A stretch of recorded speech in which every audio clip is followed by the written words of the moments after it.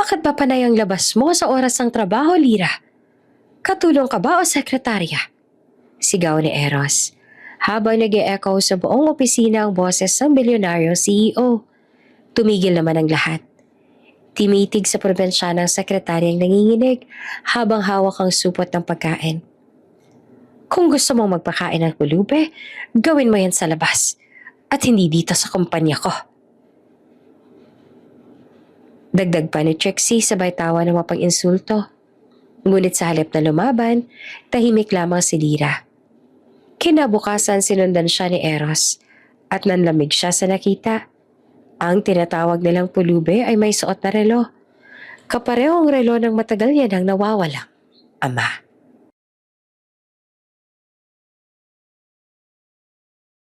Bago ka pa lang sa channel neto, ibang kwento ni Ate Jane, istorya mo, ikwento ko. Huwag kalimutang pindutin ang notification bell at subscribe button.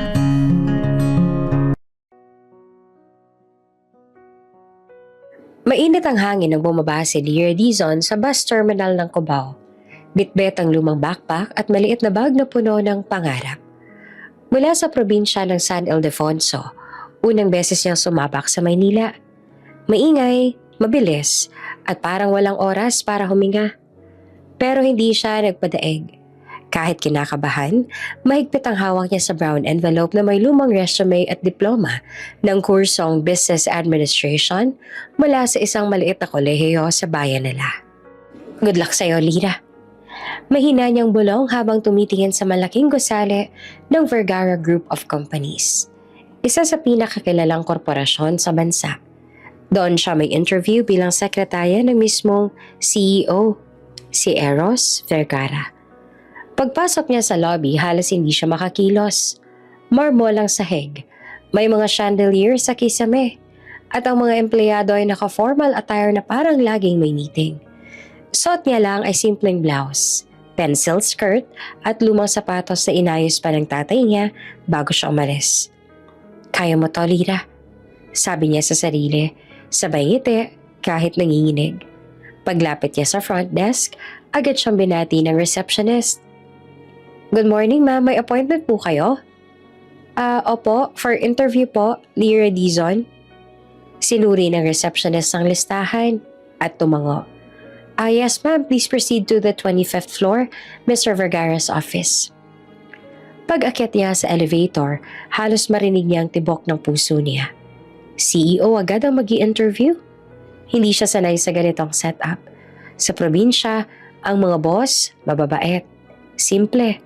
Pero si Eros Vergara, sikat sa social media bilang Ice King of the corporate world. Laging seryoso, laging galit, at sinasabing wala pang empleyadong tumagal sa kanya ng higit sa 3 buwan. Pagbukas ng elevator, sinalubong siya ng malamig na ihip ng aircon at tunog ng tic-tac sa keyboard. Tahimik ang buong floor. Lahat nakatuon sa trabaho. Parang bawal magkamali. Miss Dizon, tawag ng HR staff. You can go in now. Dahan-dahan siyang pumasok sa opisina ng CEO. Malawak, modern at may salaming pader na tanaw ang buong syudad. Sa gitna, nakaupo ang isang lalaki na nakasuot ng itim na suit. Hawak ang tablet. Seryoso ang mukha. Si Eros Vergara. Sit. Malamig na sabi nito na hindi man lang tumingin. Umupo naman si Lira. Pinigilan na manginig ang tuhod. So, Miss Dizon, from the province? Tanong ni Eros habang nakatitig na ngayon sa papelya. Sir, San Ildefonso po. First job? Opo. Tahimik sandali si Eros. Tapos ay tumingin ito ng diretso sa kanya. Alam mo ba kung anong trabaho ng sekretarya? Opo, sir. Magmamanage po ng schedule, magko-coordinate ng meetings at siguraduhin maayos ang mga dokumento. Good. Pero dito hindi sapat ang opo. Hindi ako madaling boss. Gusto ko mabilis ka.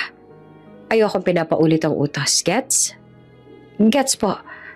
Mabilis sa sagot ni Lira kahit nanlalamig. Ngumiti ng bahagya si Eros. Pero hindi yun ngiti ng tuwa. Ngiti iyon ng pagsubok.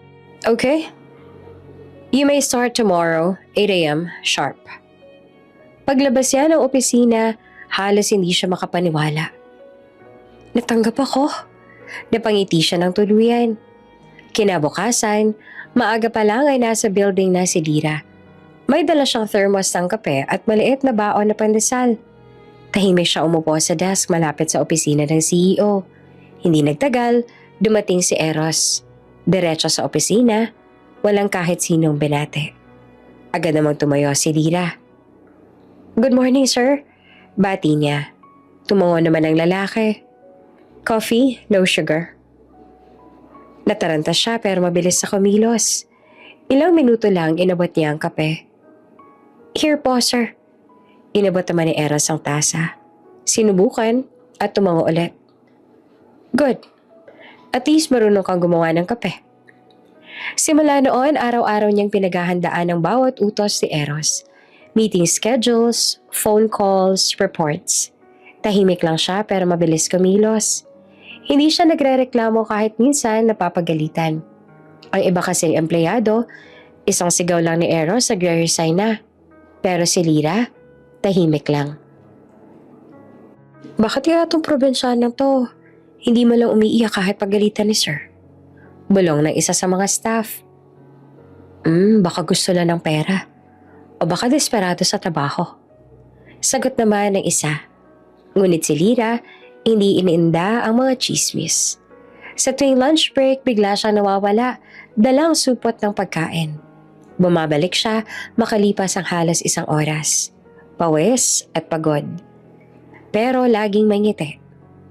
Miss Lira, saan ka ba lagi pumupunta? Lagi ka may dalang plastic ng ulam Tanong ng janitress sa si Ate Minda, isang tanghali. May tinutulungan lang po ako, ate. Sagot ni Lira, sabay iwas ang tingin. Nang makita siya ni Eros mula sa glass wall ng opisina, napakunot ang noon niya. Lagi may nawawala tuwing tanghali. Ano bang ginagawa ng babaeng yan? Habang sinusulat ni Lira ang minutes ng meeting, napansin ni Eros sa mga kamay nitong may maliit na hiwa. Ano nangyari sa kamay mo? Tanong niya bigla. Ito po, wala po to sir, napaso lang po sa mainit na sabaw. Mainit na sabaw? Muling ulit ni Eros. Halata nagtataka. Sekretarya ka ba o cook? Ngumiti naman si Lira ng mahina. Sekretarya po pero mahilig din po ako magpakain. Tumaas ang kilay ni Eros. Pero hindi na nagtanong pa. Kinagabihan, habang nag-aayos ang mesa, tumingin si Lira sa litrato ni Eros sa corporate magazine. Sa isip niya, ang sungit naman niya. Pero mabait din siguro to minsan. Napangiti siya na bahagya bago pinatay ang ilaw. Sa kabilang banda, habang pauwi naman si Eros sa sasakyan niya, nakatingin siya sa bintana. Naiisip niya ang tahimik na sekretaryang probinsyana. May kung ano sa kanya. Simple, pero may lalim. At sa gabing iyon, nagsimulang hindi niya maipaliwanag na kuryosidad kay Lira Dizon. Ang sekretaryang galing sa probinsya na may pusong hindi kayang ipaliwanag ng resume. Makalipas ang isang taon, mula na maging sekretarya ni Eros Vergara, si Lira Dizon, marami nang nagbago sa opisina. Sanay na siya sa mabilis na galaw ng kumpanya. Kabisado na ang mga utos ni Eros. At halos, siya na rin ang pinagkakatiwalaan pagdating sa mga confidential files. Tahimik lang siya sa sulok. Pero alam ng lahat, kung wala si Lira, parang hindi gumagalaw ang buong opisina. Kaya't nung mapansin ni Eros na madalas lumalabas ito tuwing tanghali, nagsimula siyang magtaka. Isang tanghali, habang abala sa pag-sign ng documents, napatingin siya sa wall clock. 12:10 p.m. Tumingin siya sa mesa ni Lira. Walang tao. Where's my secretary? Tanong niya kay Ben, isang assistant manager. Sir, lunch break daw po. Baka bumili ho ng pagkain. Every day? Maang natanong ni Eros. Araw-araw ba siyang kumakain sa labas? May kantina naman dito. Tahimik si Ben. Parang gano'n na nga po, sir.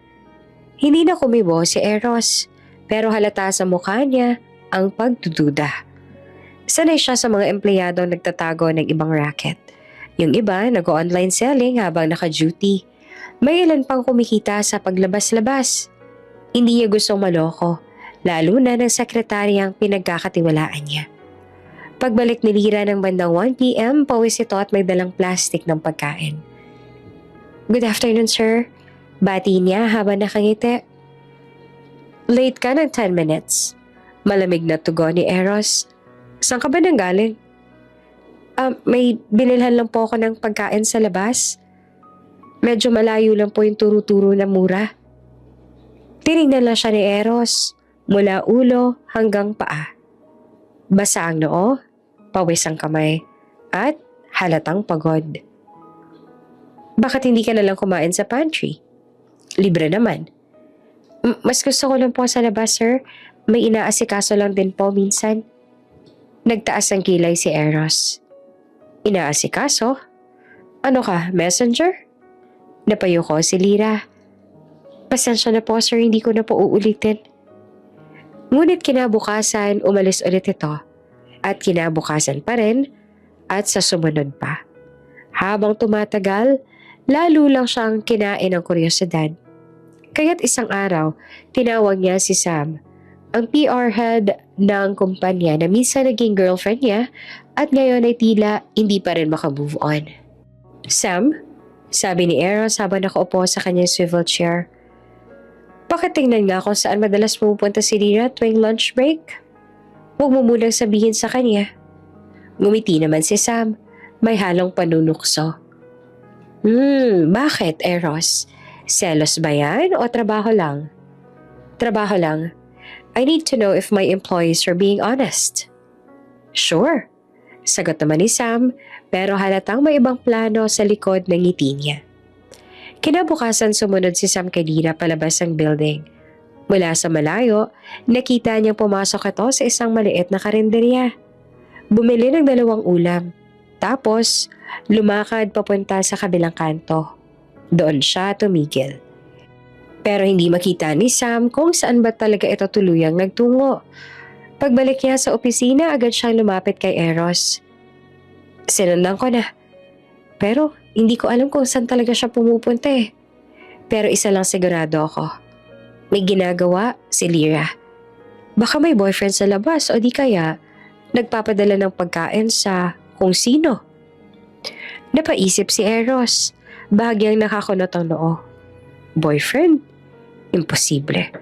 Halos wala ngang kausap yan dito eh. Baka sugar daddy, Eros. Biro pa ni Sam sabay tawa. Alam mo naman, probinsyana, pero marunong. Sayang, tahimik pa naman. Napatingin si Eros, malamig ang mata. Enough, don't spread rumors. Pero kahit sinabi niya ayon, hindi rin siya mapakali. Ilang araw pa ang lumipas at tuwing nakikita niyang lumalabas si Lira na may hawak na plastic ng pagkain, parang may bumubulong sa isip niya. Sino ba talagang pinapakain mo?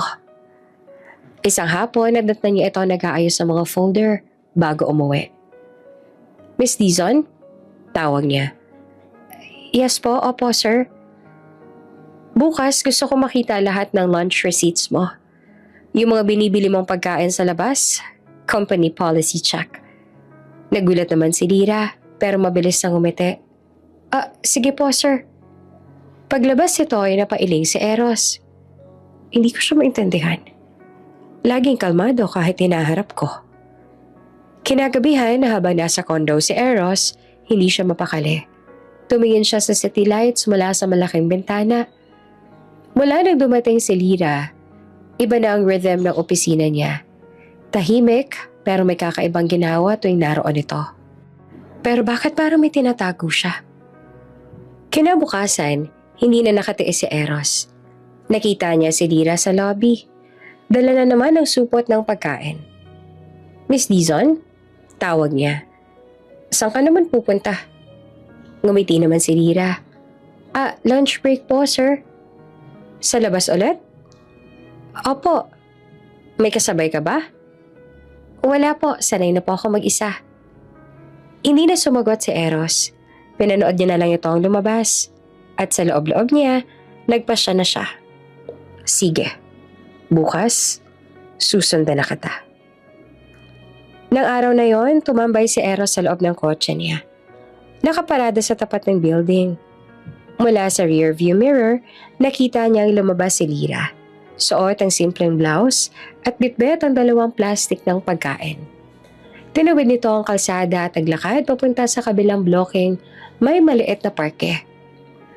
Doon siya nawala sa paningin ni Eros. Ngunit bago pa niya nasundan, biglang tumunog ang cellphone niya. Tawag mula sa board member. Damn! Mura niya at napilitan siyang bumalik sa meeting. Kinagabihan, habang nakahiga, muling bumalik sa isip niya ang eksena. Si Lyra, pawis, pero ngitiin lang ng ngiti. Parang may mabigat na dahilan sa ginawa. Ano bang meron sa'yo, Miss Dizon? Mahina niyang sabi bago pumikit. Hindi pa niya alam, pero ang pinaghihinalaan niyang racket ni Lyra ang magbubukas ng pinakamalaking sikreto ng buhay niya. Mainit ang umagang iyon sa Vergara Group, pero mas mainit ang bulungan sa bawat cubicle. May bagong paksa ng intriga at ang bida, walang iba kundi si Lyra Dizon, ang tahimik na sekretarya ni Eros Vergara. Si Trixie, isa sa PR head ng kumpanya at dating karelasyon ni Eros, ay abala sa pag-aayos ng makeup habang kausap si Sam, ang PR head din na minsan niyang ginagamit para mangalap ng impormasyon. Sam, mahinang sabi niya habang inaayos ang buhok. Yung pinagawa ko sa'yo last week? Sinundan mo ba yung sekretarya ni Eros? Tumango si Sam. Opo ma'am, araw-araw po siyang lumalabas tuwing lunch. Bumibili siya ng pagkain sa labas tapos naglalakad ng mga 10 minuto papunta sa my park. Doon na po siya nawawala. Sa park? Ngumisi si Trixie sabay kandat. Ha, sabi ko na nga ba't may tinatagong kalandian yung probinsyanang yon. Hindi ko po nakita kung sino kasama niya ma'am pero mukha ko may binibisita siya. Ay nako Sam, hindi mo kailangan ng ebidensya. Sa ganitong opisina, ang kailangan lang, kwento. At ayun na nga, ilang oras lang kumalat na ang balita.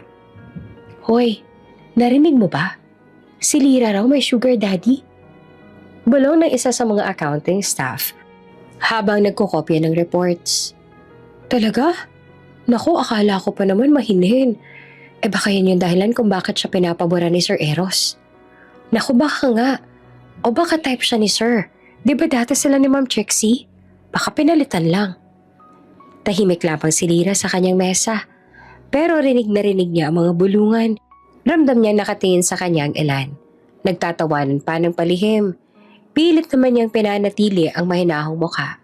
Pero sa loob-loob niya, parang gusto niya nang maiyak. Lumapit si Ate Minda, ang janitress na naging kaibigan niya na. Lyra, huwag mo nalang intindihin yung mga naririnig mo. Alam mo naman dito, di ba?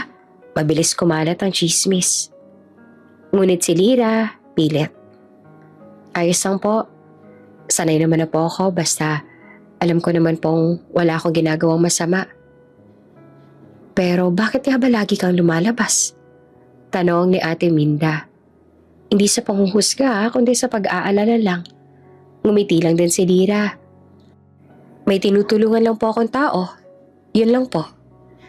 Pagbalik ni Eros mula sa meeting, napansin niyang tahimik ang buong department. Lahat. Parang biglang nagkatinginan tuwing dadaan si Lyra. What's going on here? Tanong niya kay Ben. Wala naman po sir. Iwas si Ben. Office talk lang. Office talk? Tumalim ang mata ni Eros. About what? Tungkol po kay Miss Dizon. May nagsasabing, na baka raw po may nilalabas-labas na lalaki si Ma'am Lyra. Alam mo na sir, mga chismis lang. Hindi na nagsalita si Eros, pero nakita sa mukha niya ang pagkairita. Tell everyone to get back to work. Malamig niyang sabi. Pagpasok niya sa opisina, nadatnan niya nag-aayos si Lyra ng mga papeles. Tahimik lang siya, pero halata sa kilos na may dinaramdam. Miss Dizon? Tawag ni Eros. Yes, sir. Tumingin siya dito. Ignore the noise outside. I don't pay people to gossip. Sandali namang natahimik si Lyra. Sabay tango. Opo, sir. Salamat po. Pero kahit sinabi yun ni Eros, hindi niya maiwasang mapaisip. May parte sa kanya na gustong maniwala kay Lyra. Na mabuting tao ito. Pero may parte rin nagsasabing baka nga may tinatago talaga siya. Kinabukasan, mas lumala pa ang sitwasyon. Si Trixie na mismo ang nanguna sa biruan sa pantry. Oy, Lyra! Sigaw nito habang hawak ang tasa ng kape. Hindi ka na naman kumakain dito ah. Sana naman kayo magla-lunch ng sponsor mo? Natahimik ang lahat. Lumingon ang mga empleyado. Naghihintay ng sagot. Nakangiting pilit naman si Lyra. Wala po akong sponsor, ma'am. Bumibili lang po ako ng pagkain para sa... Kanino? Sa boyfriend mong matanda? Sabat pa ni Trixie. Sabay tawa ng malakas. Huwag kang magpanggap, sweetie. Dami na namin nakakaalaman, no? Pulang-pula na ang mukha ni Lyra sa hiya. Hindi siya nagsasalita. Kinuha lang niya ang kape at lumabas ang pantry. Pagdaan niya sa hallway, nakasalubong niya si Eros. Miss Dizon, bakit namumula ka? Tanong nito. Wala po, sir. Mainit lang po siguro sa pantry. Tinitigan siya ni Eros. Tila may gustong sabihin pero pinipigilan. Okay. Prepare the files for the investors meeting tomorrow. Utos ito sa halip. Opo, sir. Pag-uwi naman ni Lyra, dire-diretso siyang sumakay ng jeep. Habang nasa biyahe, pinahid niya ang luha. Hindi dahil sa hiya, kundi dahil sa bigat ng sekreto ang matagal niya nang tinatago. Pagdating niya sa lumang parke, agad siyang lumapit sa isang sulok kung saan may matandang nakahiga sa karton. Mahinang tawag niya habang inilalapag ang mga plastik ng pagkain. Pasensya na ako, natagalan ako. Ang dami kasing chismosa sa opisina eh. Mahina pero may ngiting sumagot naman si Mang Leo. Anak, huwag mo na silang pansinin. Basta alam mong tama ang ginagawa mo. Pero nahihirapan na po ako magpaliwanag. Baka po mapagalitan ako ni sir. Huwag mong itigil ang ginagawa mo, Lyra. Hindi lahat ng tama kailangang makita ng iba. Tahimik lang silang kumain sa ilalim ng lilim ng puno. Sa gitna ng ingay ng lungsod, parang iyon lang ang lugar na payapa. Sa kabilang banda, habang nasa loob ng opisina, tinitigan ni Eros ang cellphone niya. Binuksan niya ang group chat ng mga department heads. Doon niya nakita ang isang meme na may picture ni Lyra at caption na, "Si Miss Secretary, may secret life daw." Mabilis niyang sinarado ang phone. Halatang galit. Tumayo siya at lumabas ang opisina. Ben, tawag niya. Sir? Tell HR to issue a memo. I want strict discipline. Anyone caught spreading rumors? Terminated. Yes, sir. Pero sa isip niya, hindi siya mapakali. Ano nga bang ginagawa mo, Miss Dizon? Bakit hindi mo maipaliwanag ng diretso? At habang si Lyra ay tahimik namang nakaupo sa gilid ng parke, pinapakain ang amang walang ibang alam sa mundo kundi siya. Unti-unti niyang nararamdaman na ang kabutihang ginagawa niya ay magiging daan din ng panibagong unos. Maaga pa lang ramdam na ni Lyra ang kakaibang tensyon sa paligid. Habang nag-aayos siya ng mga dokumento sa mesa ni Eros, napapansin niyang may mas tahimik ang buong department. Tila may pinaghahandaan. Ilang saglit pa, bumukas ang pinto ng opisina ng CEO. Lumabas si Trixie. Nakangisi, sumulyap sa kanya ng may halong panunuya. Good luck, Lyra. Bulong nito bago tuluyang umalis. Napasinghap siya. Hindi niya alam kung anong ibig sabihin ng babae. Pero kinabahan siya. Maya-maya ay tumunog ang intercom. Miss Dizon? To my office, now. Malalim ang boses ni Eros. Diretso, walang emosyon. Parang tunog ng isang hatol. Pagpasok niya sa opisina, nakatayo si Eros sa harap ng malaking glass window. Hawak ang tablet habang binabasa ang ilang report. Hindi man lang siya nilingon. Tahimik na inilapag ni Lyra ang folder sa mesa. Pero hindi pa siya nakakaalis nang magsalita ito. Miss Dizon? Malamig na tono ni Eros. Ilang beses na katang napapansin na lumalabas sa oras ng trabaho. Hindi lamang isang beses. Hindi 2 beses. Kundi madalas. Humugot siya ng hangin. Pinipigilan ng kaba. Pasensya na po, sir. Hindi ko naman po sinasadya. Napalingon si Eros. Diretso ang tingin sa kanya. Hindi mo sinasadya? Mariin niyang ulit. Alam mo bang may mga mata sa kumpanya? Hindi mo pwedeng basta-bastang iwan ang desk mo.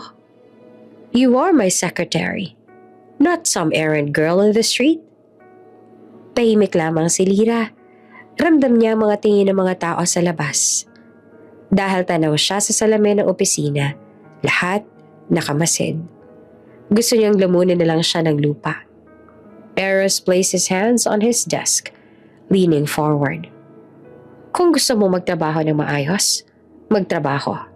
Hindi yung parang palengke ang schedule mo. Napayuko si Lyra. Humigpit ang kapit niya sa folder na hawak.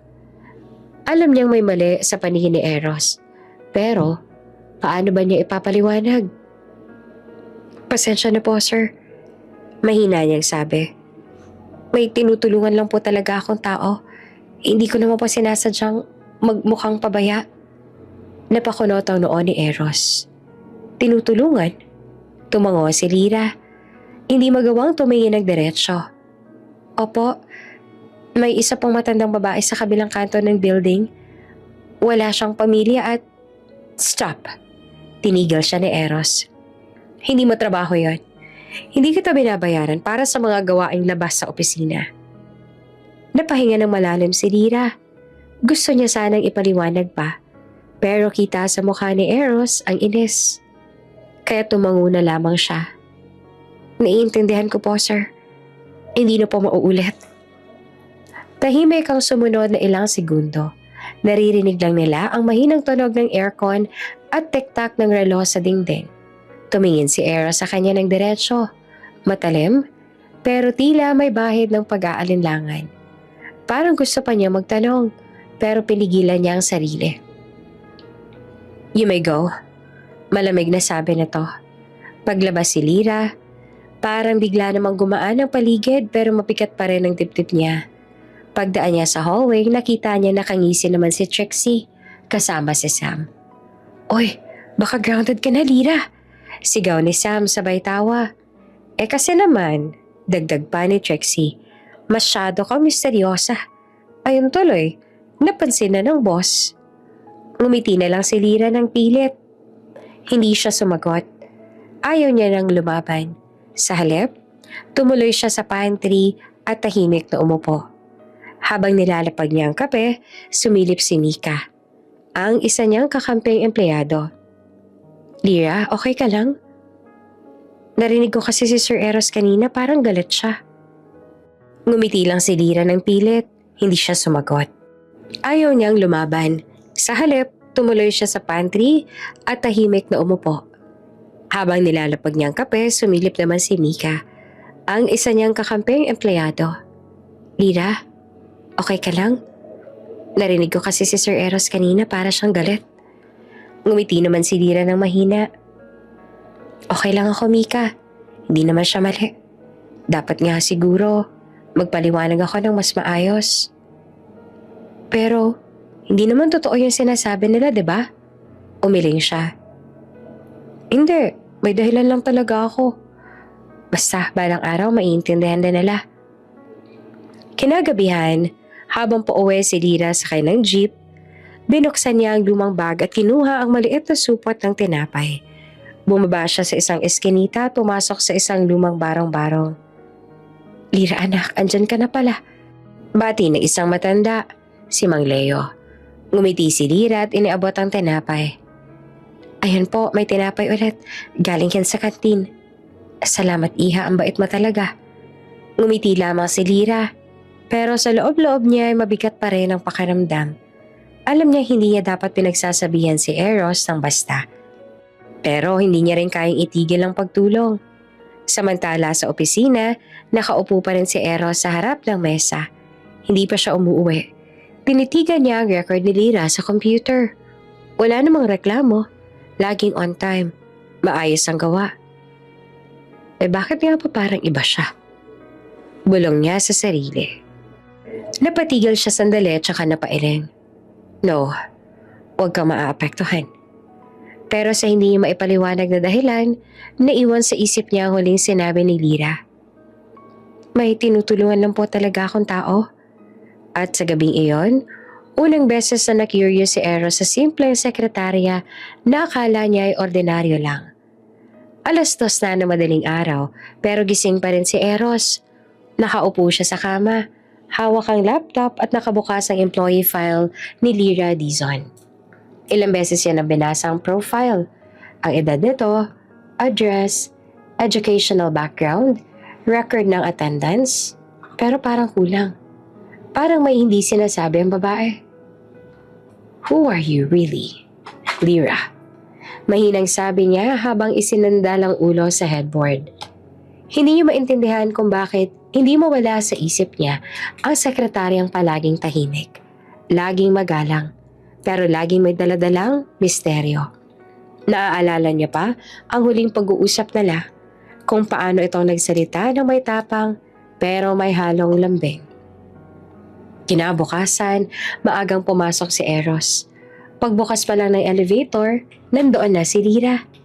Nag-aayos sa mga dokumento sa front desk. Medyo namutla ito at may benda sa kanang kamay. Napakunot ang noo ni Eros. What happened to your hand? Nagulat naman si Lyra. Halatang hindi inaasahan na tatanungin siya. Eto po, sir. Nasagi lang po ako kahapon. Pero wala po to. Pero hindi naniwala si Eros. Nasagi? Inabot niya ang tasa ng kape na hawak nito at napansin ang bahagyang panginginig ng daliri. Mukhang hindi naman yan simpleng nasagi. Umiling si Lyra. Naku, wala po talaga yan, sir. Nakakahiya kung maabala pa kayo. Hindi na siya nagsalita pa. Pero habang naglalakad papasok sa opisina, ramdam ni Eros ang ines at pag-aalala na sabay tumatama sa dibdib niya. Bakit ba ako naaapektuhan?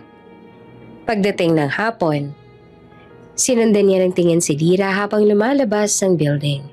Bitbit pa rin ito ang pamilyar na supot ng pagkain. Dahil hindi siya mapakali, kumuha siya ng sariling kotse at sinundan ito. Hindi para manghimasok, kundi para malaman kung totoo nga bang may tinutulungan itong tao. Huminto si Lyra sa isang makipot na eskinita.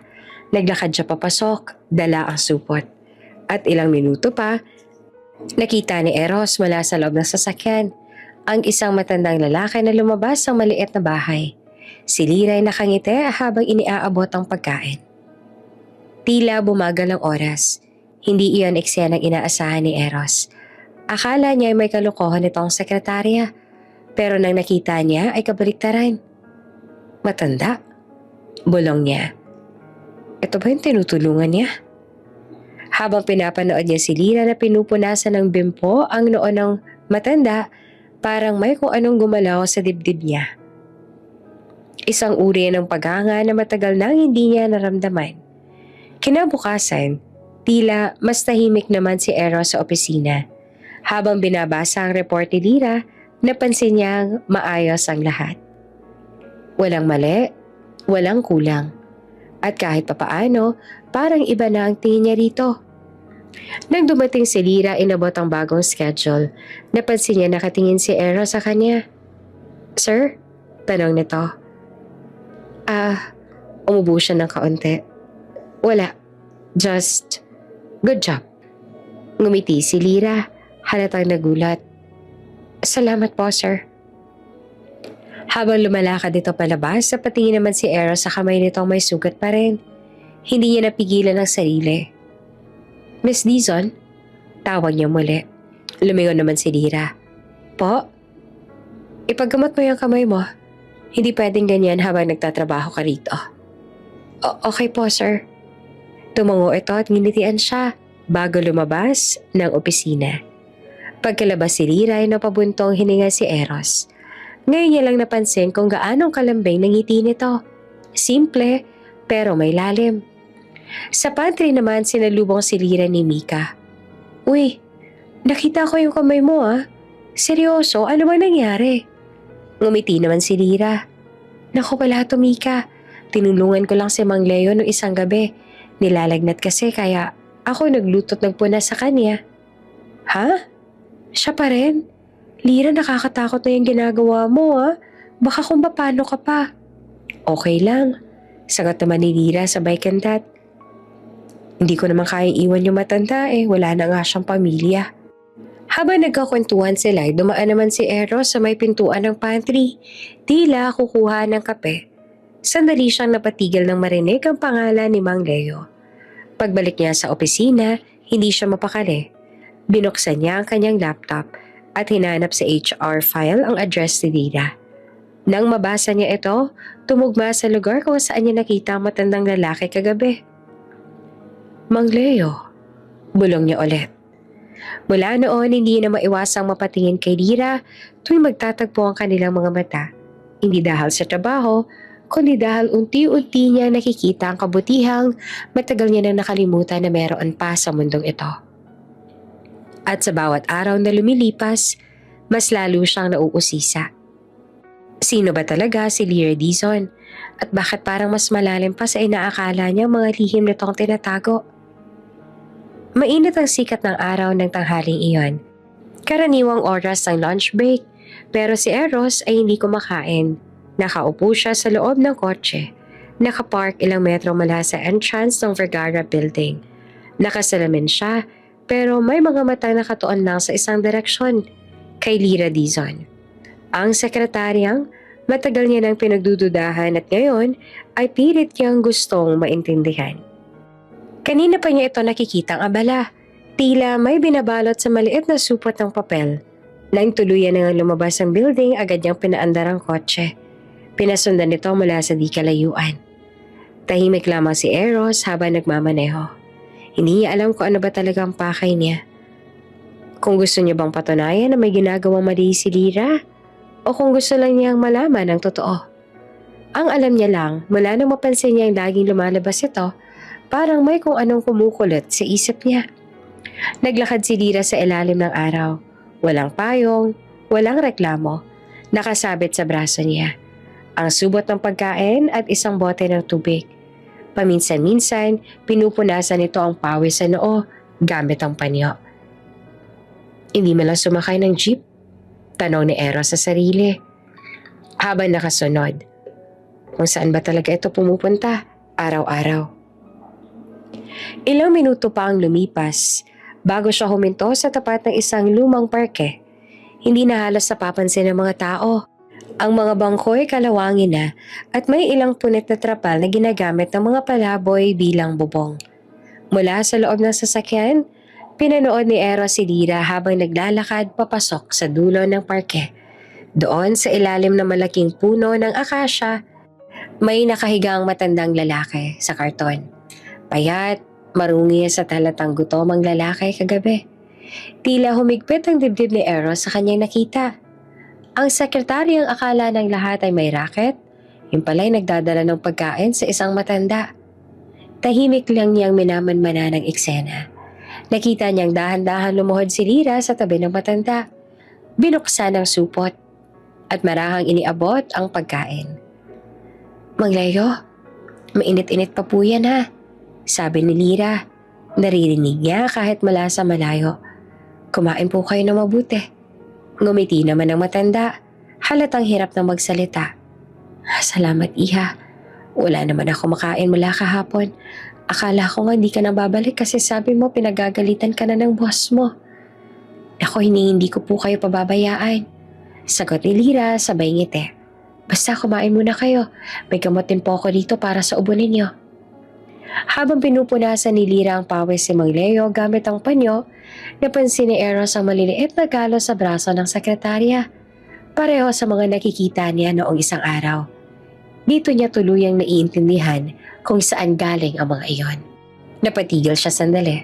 Ipinagpapalit niya ang oras ng pahinga para lang makatulong sa isang pulube. Hindi niya alam kung ano ang dapat niyang maramdaman. Mahiya, maantig, o baka pareho. Nang matapos kumain si Mang Leo, nakita niya ang inalalayan nito ni Lira paakyat ng bangko. Dapat po talaga sa shelter kayo, Mang Leo, delikado na dito. Umiling lang ang matanda. Ayoko sa loob, anak. Mas gusto ko rito. Kita ko yung langit. Napangiti naman siya, pero halatang may lungkot sa mga mata. Tila ay hindi na napigilan ni Lira ang mahabag. Sige po, pero pagbabalik po ako bukas, may bitbit akong kumot at jacket.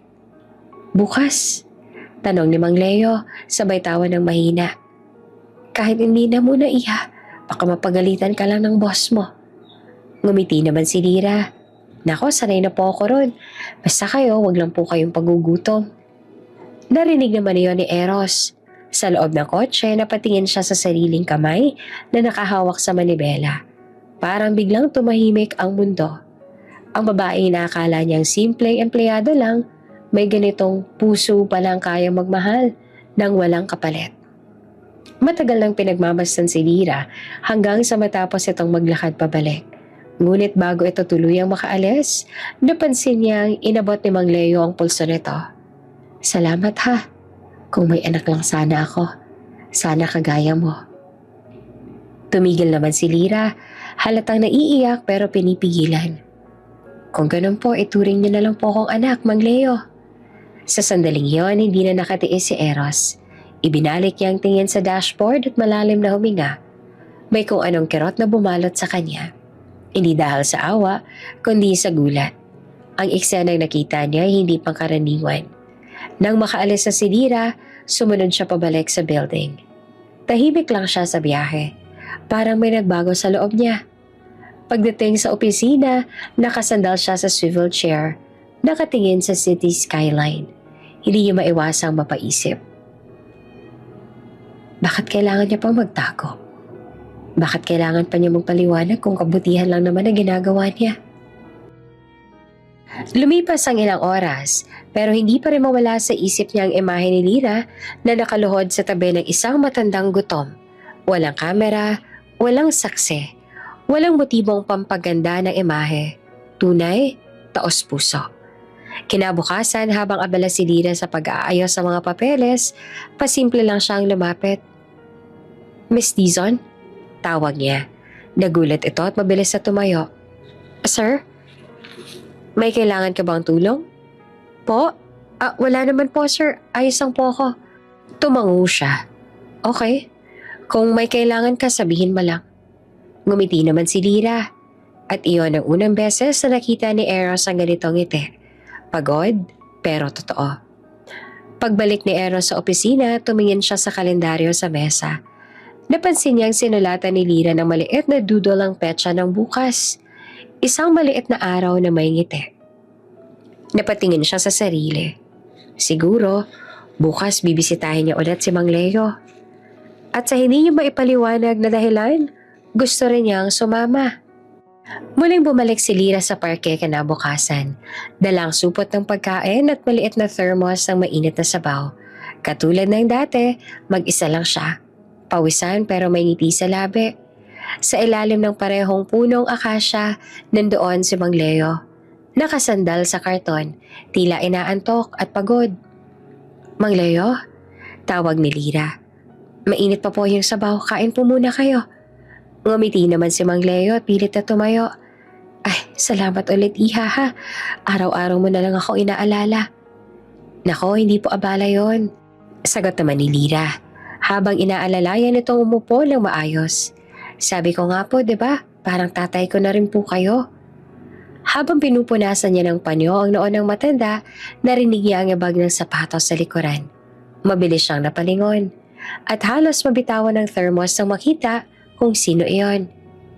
Sir Eros? Halos pasigaw niya ang sabi. At halatang hindi siya makapaniwala. Tahimik lamang si Eros habang nakatayo sa gilid. Nakasuot pa ng simpleng polo at sunglasses. Tinanggal niya iyon at tumingin sa dalawa. Hindi lahat ng tulong kailangang ipaliwanag. Malamig pero kalmadong sabi niya. Napatigil naman si Lyra. Halatang nagulat sa tono. Hindi yun galit, kundi parang may halong awa at pag-unawa. Sir, pasensya na po. Hindi ko po intensyong itago. Baka lang po kasi isipin ninyong... Umiling si Eros. Hindi mo kailangang isipin. Nakita ko na. Lumapit siya sa kanila at tumingin kay Mang Leo. Pwede po ba ako umupo rito? Tanong niya. Ngumiti naman ang matanda. Bahagyang nagulat. Abay, syempre naman iho. Salamat at may kasama na akong pogi rito. Napatawa naman si Lyra kahit kinakabahan. Umupo si Eros sa tabi ng matanda at kinuha ang isa sa mga plastic container. Ako na, Lyra. Pahinga ka na muna. Tila natigilan naman si Lyra. Hindi niya nakalang tutulungan siya mismo ng boss niya sa ganitong sitwasyon. Habang binubuksan ni Eros ang pagkain at tinaabot ito kay Mang Leo, napansin ng nanginginig ang kamay ng matanda. Marami pong salamat, sir, sabi ni Mang Leo. Hindi ko akalaing may ganitong kabait na tao pa pala. Sumagot naman si Eros sa mahina. Hindi po ako mabait. Tinuturuan lang ako ng mabait. Sabay tingin kay Lyra. Nagkatinginan silang dalawa at sa unang beses, hindi ito yung typical na boss-employee stare. May kakaibang katahimikan sa pagitan nila. Parang pareho nagulat sa sarili nilang emosyon. Matapos kumain ni Mang Leo, naglabas si Lyra ng maliit na bote ng gamot. Ito po yung binili kong gamot para sa ubo ninyo. Inupon niyo po pagkatapos. Salamat anak, sagot ni Mang Leo, sabay hawak sa kamay ni Lyra. Kung wala ka, ewan ko kung saan ako pupulutin. Umiling si Lyra at gumiti. Hindi po, Mang Leo. Ako po ang dapat na magpasalamat sa inyo. Kayo po kasi ang nagpapaalala sa akin kung bakit ako lumalaban araw-araw. Tumingin si Eros sa kanya, tila nag-aalangan pero interesado. Bakit ko naman nasabi yon? Huminga ng malalim si Lyra. Sir, nung una akong dumating sa Maynila, wala po talaga akong kakilala. Wala rin akong pera. Naglakad lang po ako papunta sa agency na nagpa-interview sa akin para sa trabahong to. Nung araw na yon, sobrang gutom ko na. Tapos nakita ko si Mang Leo, naginginig sa labig sa tapat ng bakery. Tumigil siya sandali. Nag-ayos ang pagkakaupo. Imbes na maawa ako sa sarili ko, siya yung naawa sa akin. Inalok niya ako ng kalahating tinapay, kahit alam kong iyon na lang din ang meron siya. Sabi niya, kung kaya ko daw na magbahagi kahit kaunti, ikaw rin. Huwag mong kalimutan yan. Kapag nakatayo ka na ulit, simula noon, araw-araw ko na siyang binabalikan. Tahimik lamang si Eros. Tila may biglang sumundot sa dibdib niya habang pinakikinggan ang kwento ni Lyra. Hindi niya inakalang ganitong kabigat at kasimple ang dahilan ng ginagawa ng sekretarya niya. Bakit hindi mo sinabi sa akin? Tanong niya sa huli. Ngumiti naman si Lyra na may lungkot sa mata. Sir, hindi ko naman po kasi kailangang ipagmalaki yung pagtulong, tsaka baka po kasi isipin niyong nagpapabibo lang ako o ginagamit ang oras ng kumpanya. Pero ginagamit mo nga. Sagot naman ni Eros pero may lambing sa tono. At ang masama, napahiya pa ako dahil maling inisip ko sa'yo. Nagulat si Lyra. Sir? Umiling siya at bahagyang natawa. Wala. Siguro dahil nasanay ako na puro manluloko nakikita ako. Ngayon lang ulit ako nakakita ng ganito. Napatingin si Lyra sa kanya. Pero hindi na siya nakasagot. Tahimik lang silang tatlo habang unti-unting humihina ang araw sa likod ng mga puno. Bago sila umalis, naglabas si Eros ang maliit na sobre mula sa bulsa. Mang Leo, maliit na tulong lang po yan para makabili kayo ng gamot o pagkain. Bigla namang tumanggi ang matanda. Nako, huwag na iho. Sapat na sa akin tong araw na may kausap ako. Hindi ko naman kailangang bayaran yung kabutihang loob. Ngumiti naman si Eros, humanga. Matagal ko nang hindi narinig yung klaseng sagot na yan Habang naglalakad pabalik sa kotse, sabay si Lyra at Eros. Tahimik lamang sila, pero ramdam ang bigat sa hangin. Sir, mahinag sabi ni Lira. Salamat nga po pala ha. Hindi ko po inaasahan na tutulungan niyo ako. Ngumiti naman si Eros. Hindi ako tumulong para sa'yo. Gusto ko lang maranasan yung ginagawa mo. Ang alin po? Yung tumulong nang walang kapalit. Napangiti si Lira, hindi na nagsalita. Pagbalik nila sa building, habang nakasakay sa elevator, biglang nagsalita si Eros. Miss Dizon? Po, sir? Simula ngayon, kung lalabas ka tuwing lunch, huwag ka na magtago. Sabihin mo lang sa akin kung saan ka pupunta. Medyo natigilan naman si Lira. Ibig sabihin po, pinapayagan niyo na po ako? Tumango si Eros. Oo, pero may kondisyon. Ano po yun? Isama mo ako minsan. Napatulala si Lira, tsaka napangiti ng bahagya. Sige po sir, pero huwag niyo pong kakalimutan, wala pong reklamo kahit mainit. Ngumiti si Eros, bahagyang natawa. Deal. At sa unang pagkakataon, pareho silang ngumiti. Hindi bilang boss at empleyado, kundi bilang dalawang taong nagkita ng kabutihan sa gitna ng simpleng araw. Simula ng araw na yon, parang may nagbago sa takbo ng mundo ni Eros. Sa tuwing mag-aalas 12 ng tanghali, imbes na manatili sa opisina para kumain ng steak o salad sa executive lounge, palihim siyang bumaba sa lobby. Suot lang ang simpleng jacket at shades. Doon niya hinihintay si Lira, na laging may daladalang supot ng pagkain at maliit na tubig sa bote. Sir, sigurado po ba kayo? Tanong ni Lira sa isa sa mga unang beses na sumama ito. Baka makita tayo ng mga empleyado sabihin may... Ngumiti lamang si Eros. Wala silang karapatang mag-isip ng kung ano-ano pa. Isa pa, hindi naman krimen ang tumulong sa isang matanda, hindi ba? Napailing naman si Lira, pero hindi napigilang mapangiti.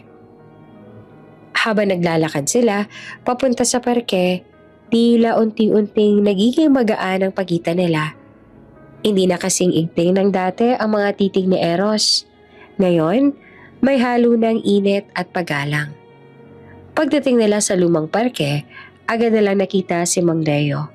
Nakaupo sa pamilyar na karton at may hawak na lumang dyaryo. Aba, nandito na palang magkaibigang magkasabwat. Natatawang bati na matanda. Magandang tanghali po, Mang Leo.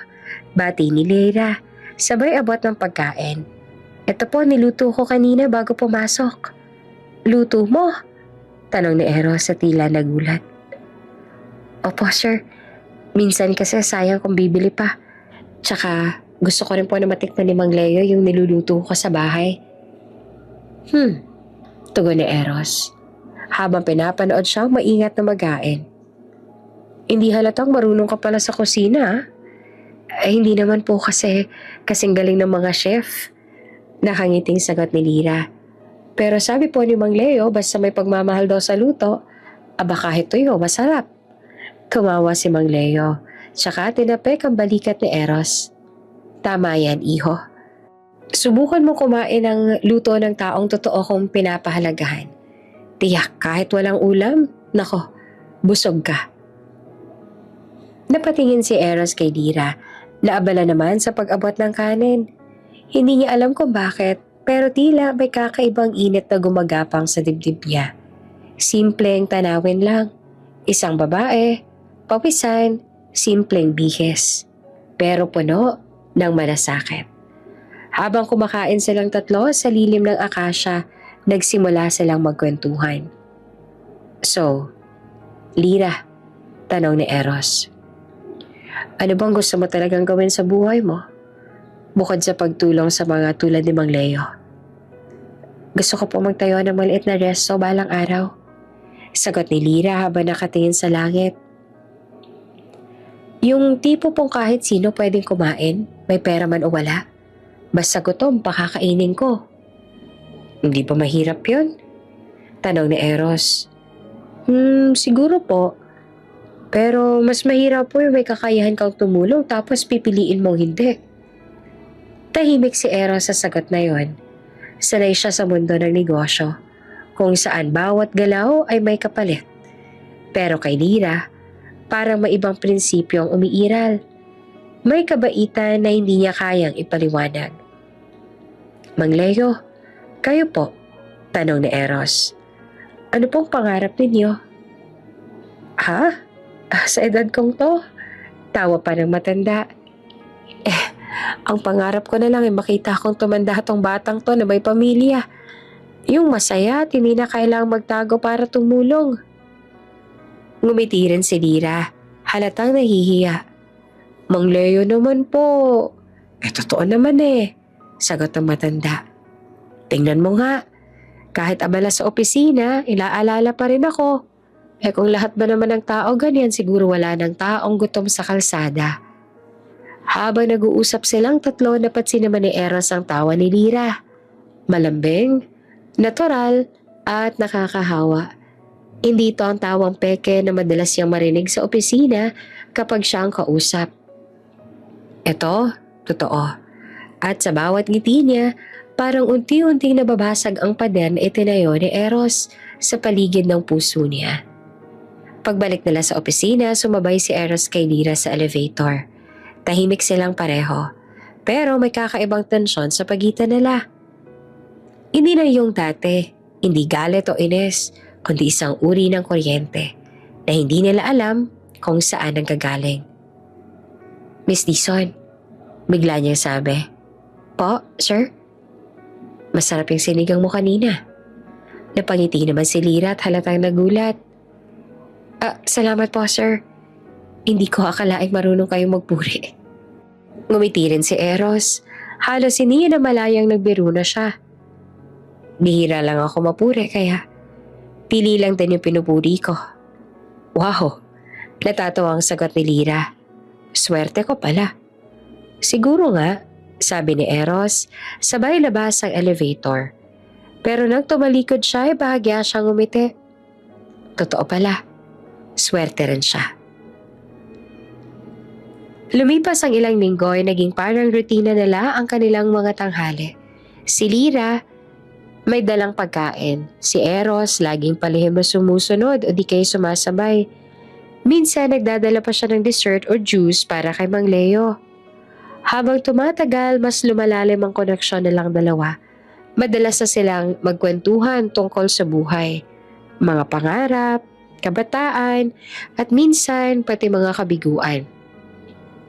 Sir, tanong ni Lira na minsang naglakad sila pa uwi. Wala po ba kayong gustong gawin?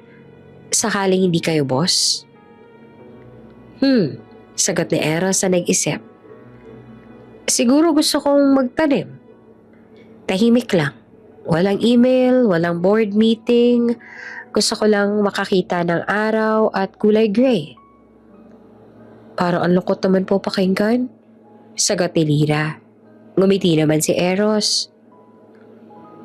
Siguro kasi sanay ako ng malungkot. Tumigil si Lira sa paglalakad at tumingin sa kanya.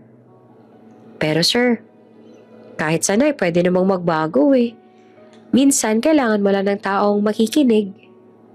Hindi na sumagot si Eros pero napatingin siya sa mga mata ni Lira. May kung anong kumislot sa dibdib niya. Isang damdaming matagal na ang natutulog. Pag-uwi niya ng gabing iyon, hindi siya mapakali. Nakatitig lang siya sa laptop. Pero ang iniisip niya ay yung mga ngiti ni Lira habang inaabot ang pagkain kay Mang Leo. At yung tinig nitong laging puno ng kabutihan. Alam niyang delikado. Boss siya, sekretarya lang ito. Pero sa tuwing naiisip niyang itigil ang pagsasama sa tanghalian, parang hindi niya magawa.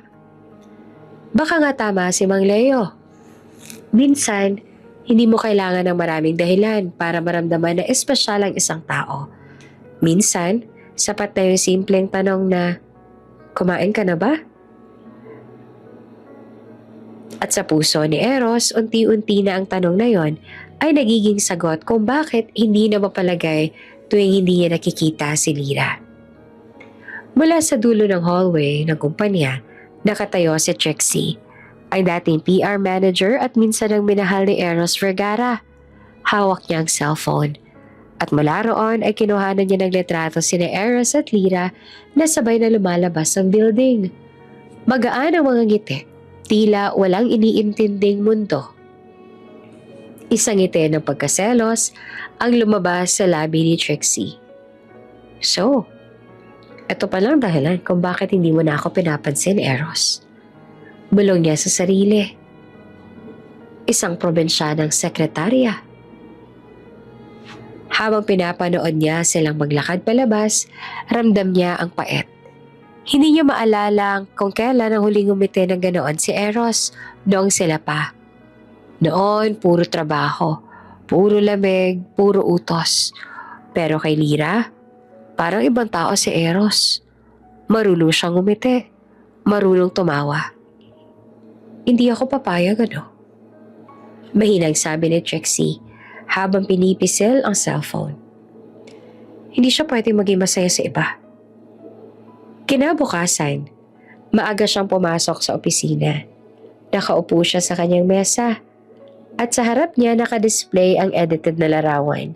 Sina Eros at Lyra, tila magkahawak kamay habang kumakain sa isang maliit na park.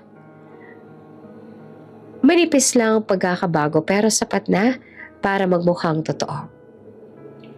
Konting adjustment lang, sabi niya sa graphic artist na kaibigan niyang ututang dila. Gawin mo halata, pero hindi naman yung sobrang halata ah. Alam mo na, para pag nakita ng iba, sila na mismong husga. Nang matapos ang larawan, agad niya itong ipinasa sa ilang kasamahan sa department group chat. Uy, nakita niyo na ba to? Sabay lagay ng caption na, mukhang may bago ng inspirasyon si Sir Eros ah.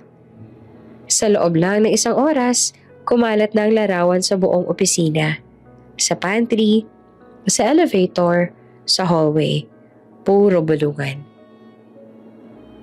Si Ma'am Lyra daw yung bagong apple of the eye ni Sir. Ang bilis ha, from secretary to girlfriend. Akala ko ba mabait yung babae? Yun pala marunong ding pumosisyon. Tahimik lamang si Lyra habang naglalakad. Pero ramdam niya ang mga matang nakatingin at mga bibig na pabulong-bulong. Habang nakapila siya sa pantry, narinig niya mismo si Mika, ang dati niyang kaibigan na sumabay sa chismis. Marahil, dala lang ng pressure. Di ko rin alam. Pero kung totoo man, baka si Sir din ang unang lumapit, di ba? Dumiretso na lang si Lyra sa cubicle niya. Pilit pinigilan ng luha. Alam niyang wala siyang ginagawang masama. Alam niyang ang tanging kasalanan niya lang ay ang pagiging mabait kay Mang Leo. At marahil, ang pagiging totoo kay Eros. Pero paano niyang ipapaliwanag kung buong opisina ay naniniwala ng iba? Pagpasok ni Eros mula sa meeting, napansin niyang tila may kakaibang atmosphere sa buong floor. Tahimik pero may bulungan. Sa pagdaan niya, napansin niyang tila iwas sa mga empleyado at may ilan pang nakangiti ng may ibig sabihin. Anong meron? Tanong niya kay Mika na halos malaglag naman ang ballpen sa kaba. Wala po sir. Mabilis itong sagot. Normal day lang po. Umilay naman si Eros. Normal? Parang bakit hindi kayo makatingin ng diretsyo? Nang makabalik siya sa opisina, sinalubong siya ni Lyra. Sir, may kailangan po kayong permahan. Pero bago pa siya makalapit, bumukas ang phone ni Eros at tumambad ang larawan. Nanlaki ang mga mata niya. What the? Bulong niya. Nakita niya agad ang mukha nila sa litrato. Si Lyra nakatawa. Siya naman, nakatingin sa kanya sa parang malambing. Kung hindi mo alam ang totoo, iisipin mo talagang magkasintahan sila. Ipinatong niya ang cellphone sa mesa at tinignan si Lyra ng seryoso. Miss Dizon, pumasok ka muna rito. Tahimik itong sumunod. Habang nakatayo siya sa harap ng mesa ni Eros, ramdam niya ang bigat ng sitwasyon. Alam mo ba to? Tanong ni Eros habang pinapakita ang larawan. Napakurap si Lyra. Sir, hindi po ako may gawa niyan. Wala po akong kopya niyan.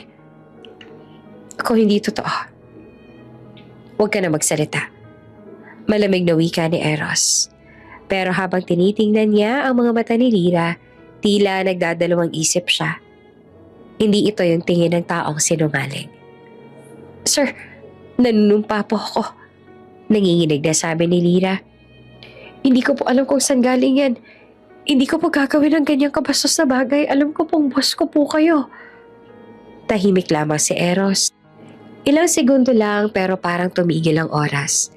Nakatingin lang siya kay Lyra. At ang tanging naririnig niya lang ay ang tibok ng puso niya. Mabilis, parang galit. Pero may halong awa. Paglaon ay bumuntong hininga siya. Okay, upo ka muna. Tahimik na naupo naman si Lyra. Sir, kung gusto niyo po, pwede po kayong if-investigate. Buksan niyo po ang phone ko, yung account ko. Wala po kayong makikitang ganyan. Hindi naman makatingin si Eros. Ramdam niya ang sincerity sa boses nito. At sa loob niya, alam niyang wala itong kasalanan. Alam niya hindi itong tipo ng babaeng gagawa ng ganitong iskandalo. Hindi na kailangan. Mahina niyang sabi. Sir? Tanong ni Lyra. Tumingin siya rito. Mas malumanay na. Alam ko namang hindi ikaw may gawa niyan. At hindi kita kailanman pagdududahan. Unti-unti bumalik ang kulay sa mukha ni Lyra. Salamat po, sir. Pero, dagdag ni Eros, gusto ko malaman kung sino may pakana. Kung sino man yon, hindi lang ikaw ang sinira. Pati ako. Tumango si Lyra at halos maiyak. Sir, hindi ko po alam kung sino pero baka may galit po sa akin. O sa atin, napaisip si Eros.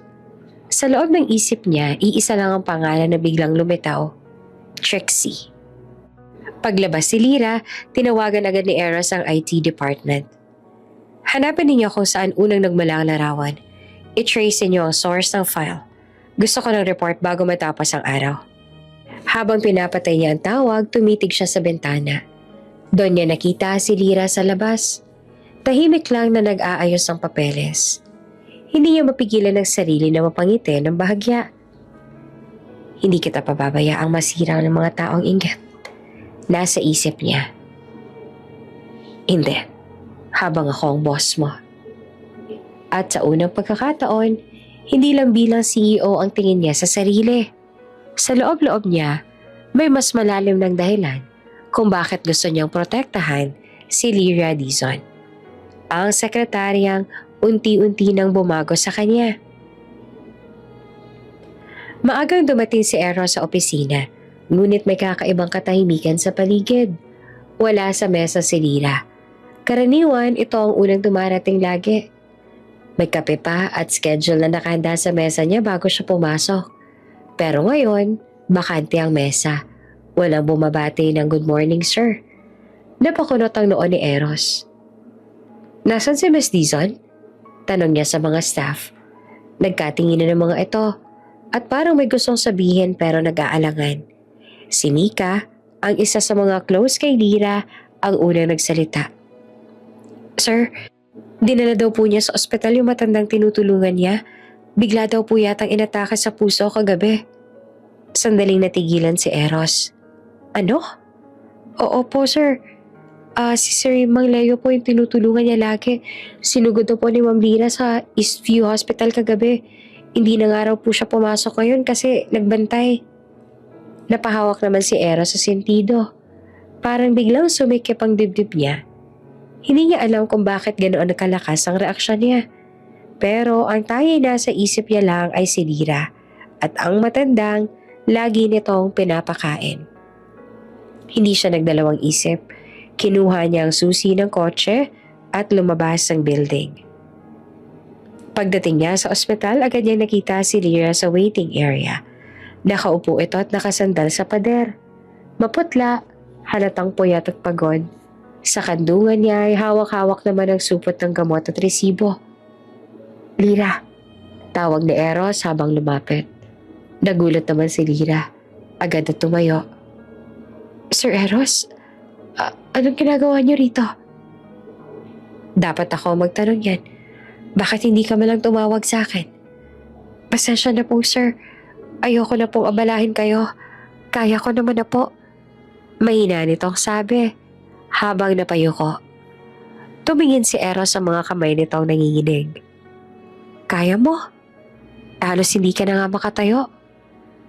Hindi sumagot si Lira at sa halip ay napatingin sa pintuan ng emergency room kung saan kasalukuyang ginagamot si Mang Leo. Inatakat po siya kanina madaling araw, nagulat ako, sir. Akala ko hindi na siya aabot. Pero buhay pa naman siya ngayon, di ba? Tanong ni Eros. Tumango si Lira, may luha sa gilid ng mata.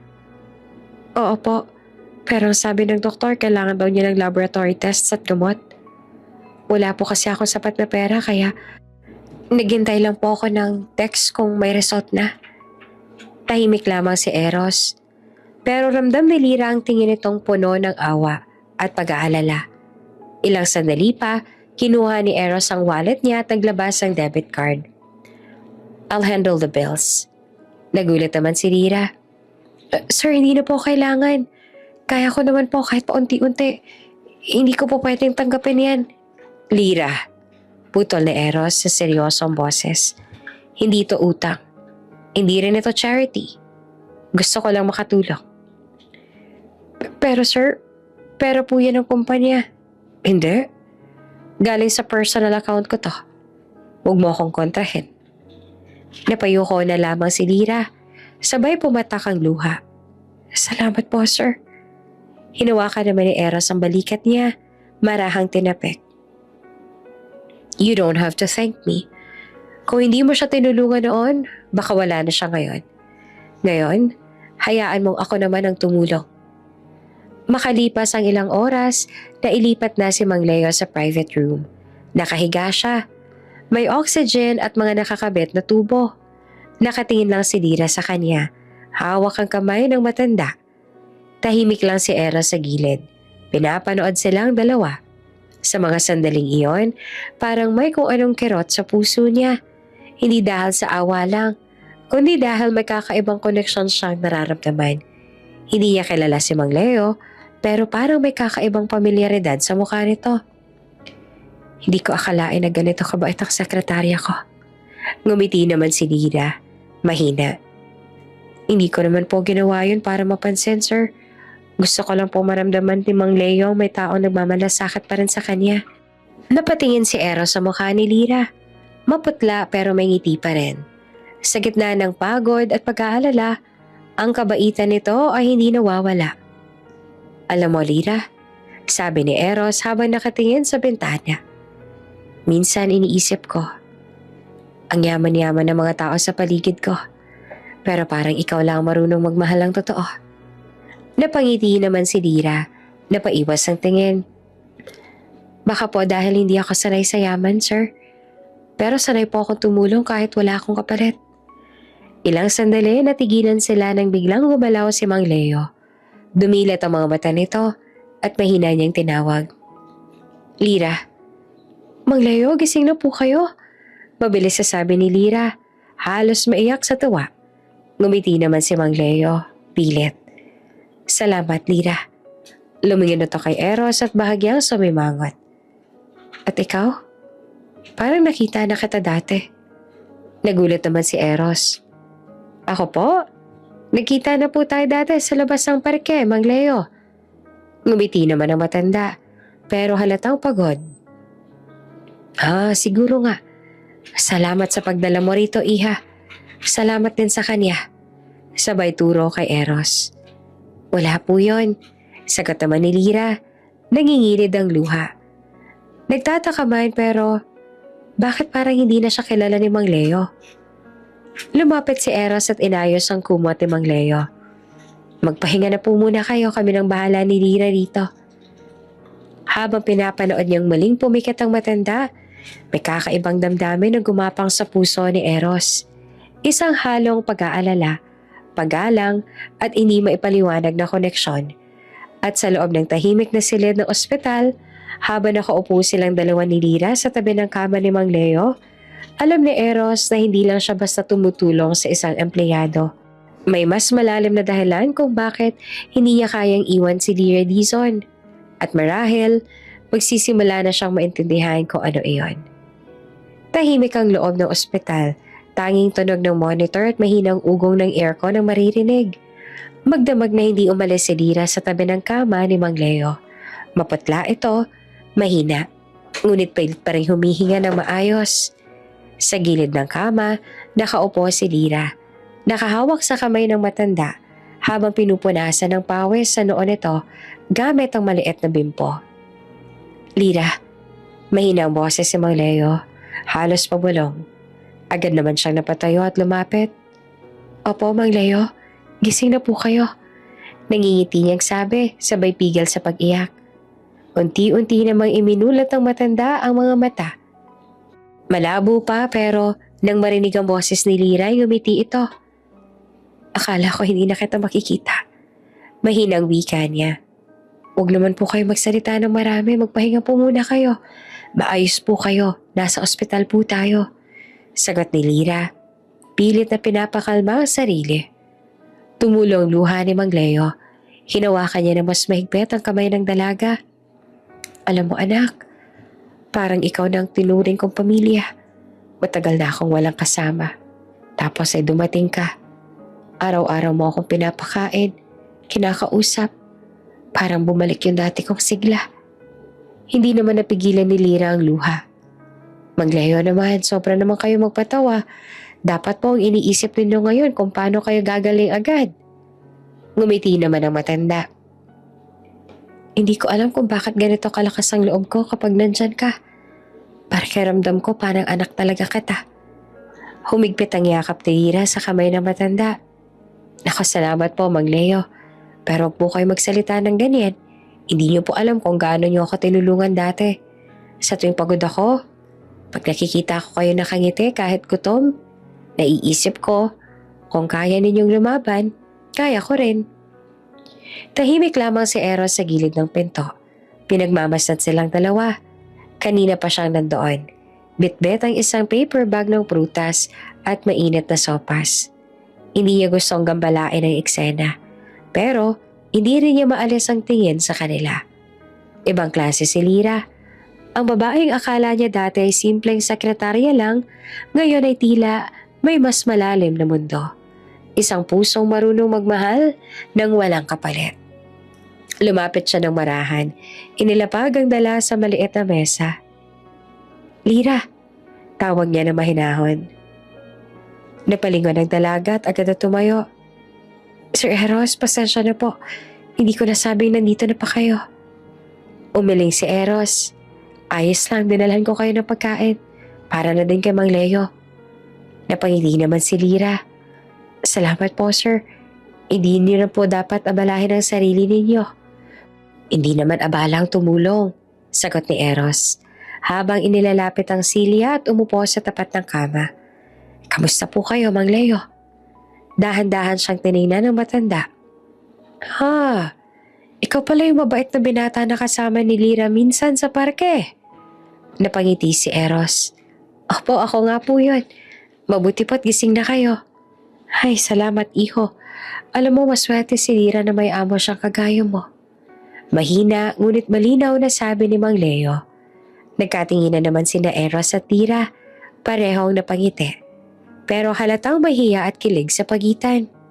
Maya-maya, maling nagsalita si Mang Leo. Alam mo, iho, kung may anak akong babae, gusto ko sana. Kasing buti ng puso ni Lyra. Napayo ko si Lyra. Pilit na pinipigilan ng luha. Si Eros naman, parang may tinamaan sa puso. Hindi niya maipaliwanag pero may koneksyon ng mga salitang iyon sa kanya. Habang lumalalim ang gabi, nagpaalam muna si Eros. Lyra, magpapahinga na rin muna ako. Ako nang bahala bukas sa trabaho mo, ha? Sabihin mo na lang kung may kailangan kayo dito. Salamat po, sir. Mahina niyang tugon. Hindi ko po makakalimutan to. Ngumiti rin si Eros bago tumalikod.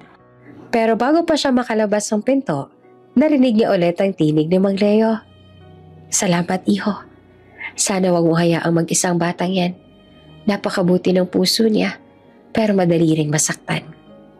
Huminto si Eros saglit. Tumingin sa kanila. Sa sandaling iyon, parang may pangako siyang gustong gawin. Hindi man niya sabihin pero alam niyang gusto niyang protektahan si Lyra.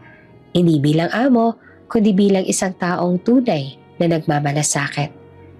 Nang tuluyan na siyang lumabas ang silid, napahawak siya sa dibdib. May kakaibang init sa puso niya at sa gitna ng katahimikan ng ospital, may boses sa loob niya na bumubulong. Hindi lang awa ang nararamdaman mo, Eros. May kakaibang koneksyon kayong tatlo. Ikaw, si Lyra, at ang matandang to. Para hindi lang pagkakataon ang naglapit sa inyo. Sa loob ng silid, nakatulog na si Mang Leo. Mahigpit pa rin ang hawak kay Lyra. Tahimik ang gabi, ngunit ramdam ni Lyra ang bigat ng sandaling iyon. Ang takot na baka mawala sa kanya ang tanging taong naging pamilya. Sa lungsod, habang pinagmamasdan ng payapang mukha ng matanda, mahinang bulong niya. Kaya ko to, Mang Leo. Laban tayo, ha? At sa labas ng ospital naman si Eros nakatingala sa langit. Tahimik na nagdasal. Sana gumaling na siya. At sana makilala ko pa na mas malalim si Lyra. Sa gabing iyon, sa pagitan ng pag-asa at pangamba, unti-unting nabubuo ang koneksyon ng tatlong taong pinagtagpo ng kabutihan. Maagang dumating si Eros sa ospital kinabukasan, dalang ilang papeles at resibo. Pinagkatiwalaan niya ang accounting team na asikasuhin ang mga bayarin ni Mang Leo, pero gusto niyang personal na siguraduhin na maayos ang lahat. Tahimik ang koridor ng ward habang naglalakad siya papunta sa silid ng matanda. Pagbukas niya ng pinto, nadatnan niya si Lyra na natutulog sa upuan. Nakasandal sa gilid ng kama, hawak pa rin nito ang kamay ni Mang Leo, na may mahimbing na natutulog na rin. Napangiti si Eros sa tanawing iyon. May kung anong init sa dibdib niya habang pinagmamasa ng dalawang taong tila matagal nang magkasama. Parang mag-ama. Maingat niyang inilapag ang mga dalang prutas at gamot sa maliit na mesa, tsaka lumapit doon. Doon niya napansin ang relo sa pulso ng matanda. Isang lumang silver wristwatch na agad na kumislap sa ilalim ng ilaw. Napahinto siya. Pamilyar iyon. Masyadong pamilyar. Dati hindi niya napapansin sa matanda kasi laging naka-jacket at di kaya natatakpan. Pero ngayon, bahagya siyang yumuko. Sinilip ng mas maigi. Ang relo ay may maliit na gasgas sa gilid ng salamin at isang ukit na letra na V sa likod ng strap.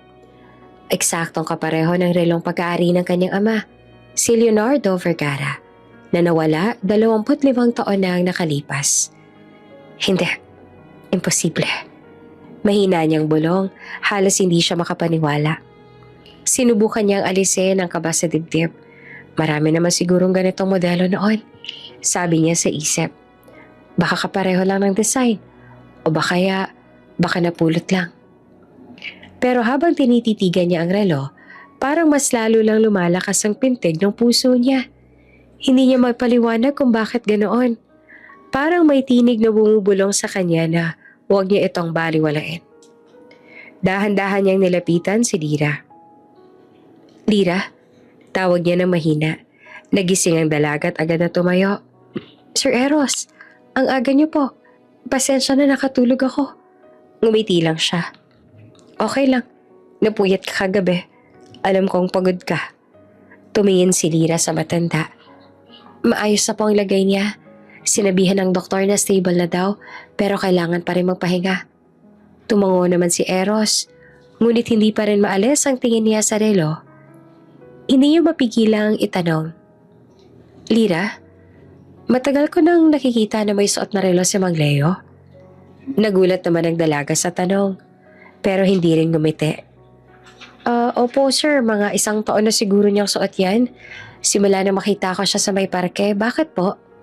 Umiling si Eros, pilit na tinatago ang tensyon sa mukha. Wala naman. Napansin ko lang yung relo niya, parang luma na pero matibay pa rin. Ngumiti si Lyra. Oo nga po, lagi niyang suot yan kahit minsan sira na raw yung strap. Sabi niya mahalaga raw yan sa kanya kasi bigay daw ng isang matalik na kaibigan. pero hindi niya na matandaan kung sino. Kasi daw matagal na raw yon. Bahagya namang kinabahan si Eros. Kaibigan daw? O baka pamilya? Hindi na siya nagsalita pa. Sa halip, lumapit siya sa kama at marahang pinagmasdan ang mukha ni Mang Leo. May edad na talaga ito. Mga nasa huling bahagi na ng 50 o 60. Payat, sunog sa araw at may mga linya ng pagod sa mukha. Pero sa kabila ng lahat, parang may pamilyar na anyo. May kakaibang pakiramdam siyang matagal niya na itong nakita noon pero hindi niya maalala kung saan. Sir, tawag ni Lira. Okay lang po kayo? Parang natutulala kayo. Nagulat naman si Eros. Oo, pasensya na. Napaisip lang ako. Siguro dahil may kamukha siyang kakilala ko dati. Bakit pa parang ngayon ko lang napansin? Dahil siguro malinis na siya ngayon unlike nung nakita ko siya sa parke na madungis talaga. Ngumiti naman si Lira. Baka nga po. Sabi nga nila may 7 kamukha daw po tayo sa mundo. Tumango lamang si Eros pero hindi siya kumbinsido. Hindi yon simpleng pagkakahawig lang. May kung anong koneksyon at pakiramdam niya hindi iyon aksidente. Habang pinagmamasan niya si Mang Leo, biglang gumalaw ang matanda. Bagyang iminulat ang mga mata. Eros, mahina nitong bolong. Napatigil naman si Eros. Po? Ngunit agad din pumikit muli si Mang Leo. Tila na naginip lang. Napatingin si Lira sa kanya. Sir, narinig niyo yun? Parang binagit niyo pong pangalan ninyo. Natigilan si Eros. Siguro naman nagkataon lang. Pero sa loob niya, hindi siya mapakali. Paano niya nalaman na nandito ako? Lumapit siya at marahang hinawakan ng relo. Pinisel ang lumang strap. Sa likod, naroon pa rin ang malabong ukit ng letrang V. Napakapit siya sa gilid ng kama. Pilit na pinapakalma ang sarili. Sir? Tanong ni Lira na nag-aalala. May problema po ba? Umiling si Eros kahit halatang kabado. Wala. Siguro pagod lang ako. Mauna na akong bumalik sa opisina ha. Tawagan mo lang ako kung may kailangan o kung may pagbabago sa kalagayan niya. Opo sir. Sagot naman ni Lira. Nakangiti pa rin pero nagtataka sa biglang pagkailang ng amo.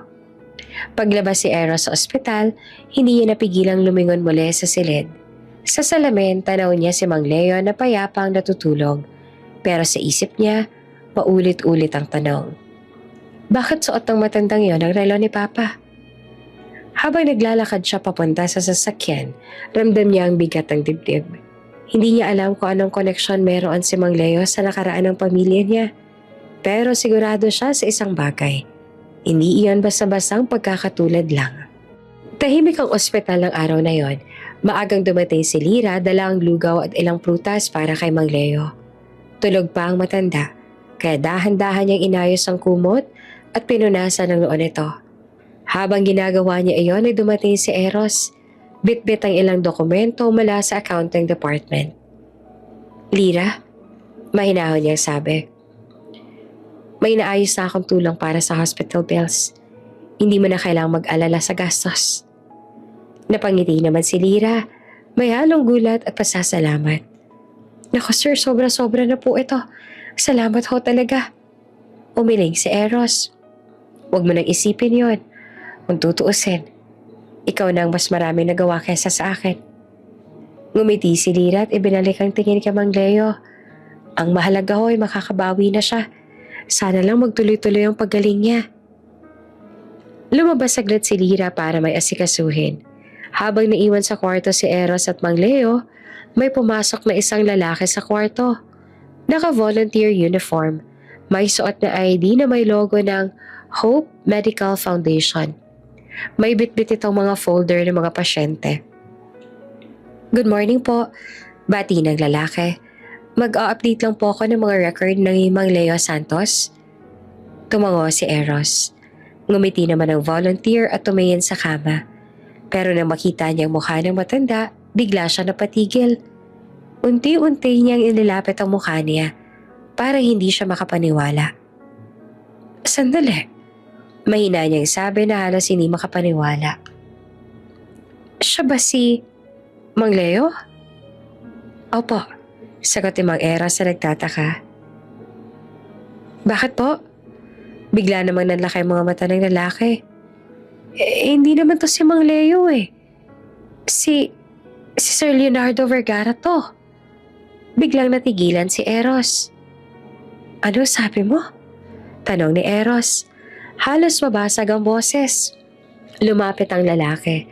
Nanginig ang kamay habang tinitingnan ng matanda. Sir Leonardo. Si Sir Leonardo to, yung dati kong boss sa Vergara Group. Ako nga pala si Brando. Utility staff ako nun sa main branch bago magsara yung kumpanya. Hindi ko makakalimutan ang mukha niya. Siya yung palaging bumabati kahit janitor lang ako noon. Tila binuhusan naman ng malamig na tubig si Eros. Lumingon siya sa matanda. Ay Mang Leo, na tahimik pa rin natutulog sa kama. Hindi pwede. Bulong niya. Si Papa matagal lang nawala. 25 taon na. Hindi na siya nahanap. Pero patuloy ang lalaki, puno ng emosyon.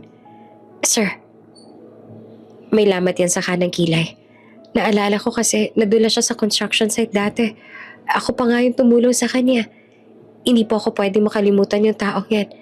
Siya talaga si Sir Leonardo. Napaatras si Eros. Halos manghina siya. Hindi, baka nagkakamali ka lang.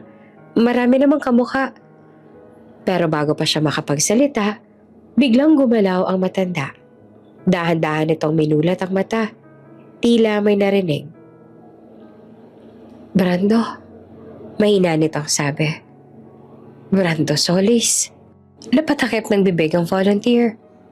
Sir, kayo nga talaga yan. Diyos ko, buhay pa po pala kayo. Ngayon, halos papatid na ang hininga ni Eros.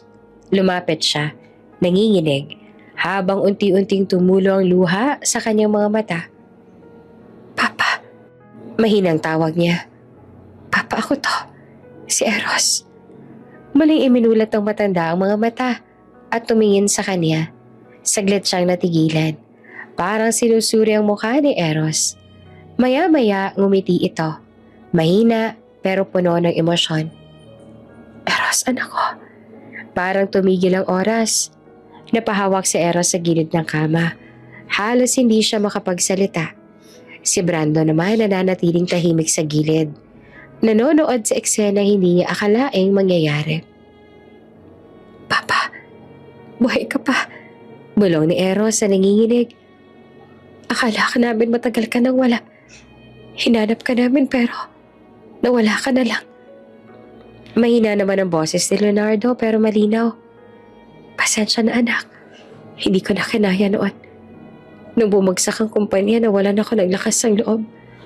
Kaya ayokong idamay ka sa kahihiyan ko. Lumuhod si Eros sa gilid ng kama. Hawak ang kamay ng ama. Pero bakit hindi ka bumalik? 25 taon kaming naghintay. Napaluha si Leonardo. Sinubukan ko. Pero lumubog ako sa utang. Sa hiya. Hanggang sa nasanay na ako sa lansangan. Wala akong nagawa kundi mabuhay araw-araw. Tahimik ang silid. Tanging hikbi ni Eros ang maririnig. Habang si Lira naman sa labas walang kaalam-alam sa nangyayari sa loob. Sa isang iglap, ang lahat ng tanong at galit na inipon ni Eros sa loob ng maraming taon ay napalitan ng luha at yakap. Ang matandang tinulungan nila, ang tinawag nilang Mang Leo, ay siya palang Leonardo Vergara, ang nawawalang haligi ng kaniyang pamilya. At ang simpleng kabutihan ni Lira ang naging daan para muling mabuo ang isang matagal nang nabasag na pamilya.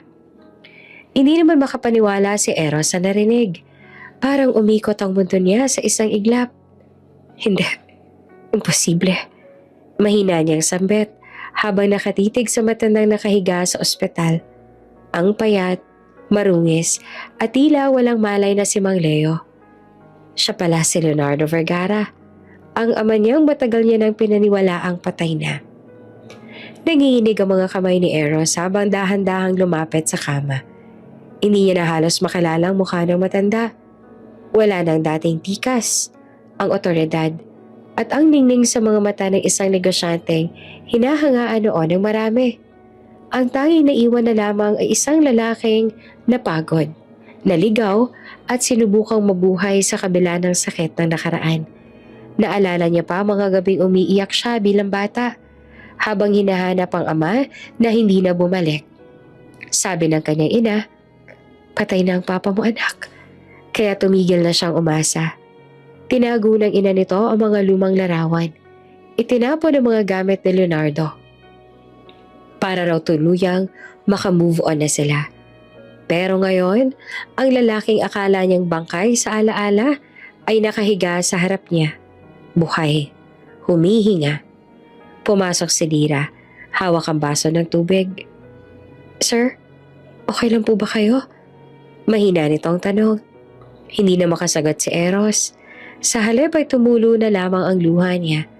Marahang bumagsak sa kamay ng ama. "Pa," halos pabulong niyang sabi. Napatigil si Lira sa paglalakad nang marinig ang salitang papa. "Ang totoo, iha. Si Mang Leo raw. Si Leonardo Vergara. Ama ni Sir Eros." Sabi ng volunteer na makapasok si Lira. Parang nabingi naman siya. "Po?" Halos pasigaw niyang sagot. Nalaglag ang hawak niyang folder. Nanginginig ang mga kamay. "Yung matandang tinutulungan ko araw-araw? Tatay ni Sir Eros?" Nakita niyang yakap ni Eros ang matanda. Parehong umiiyak. Napahawak siya sa dibdib. Pinigilan ng luha. Hindi siya makapaniwala. Ang tinulungan niyang palaboy ay ang ama pala ng taong pinakakatatakutan niya at unti-unti niya nang minamahal. Muling dumaloy ang mga luha ni Eros. Lumapit si Lira. Marahang hinaplos ang balikat niya.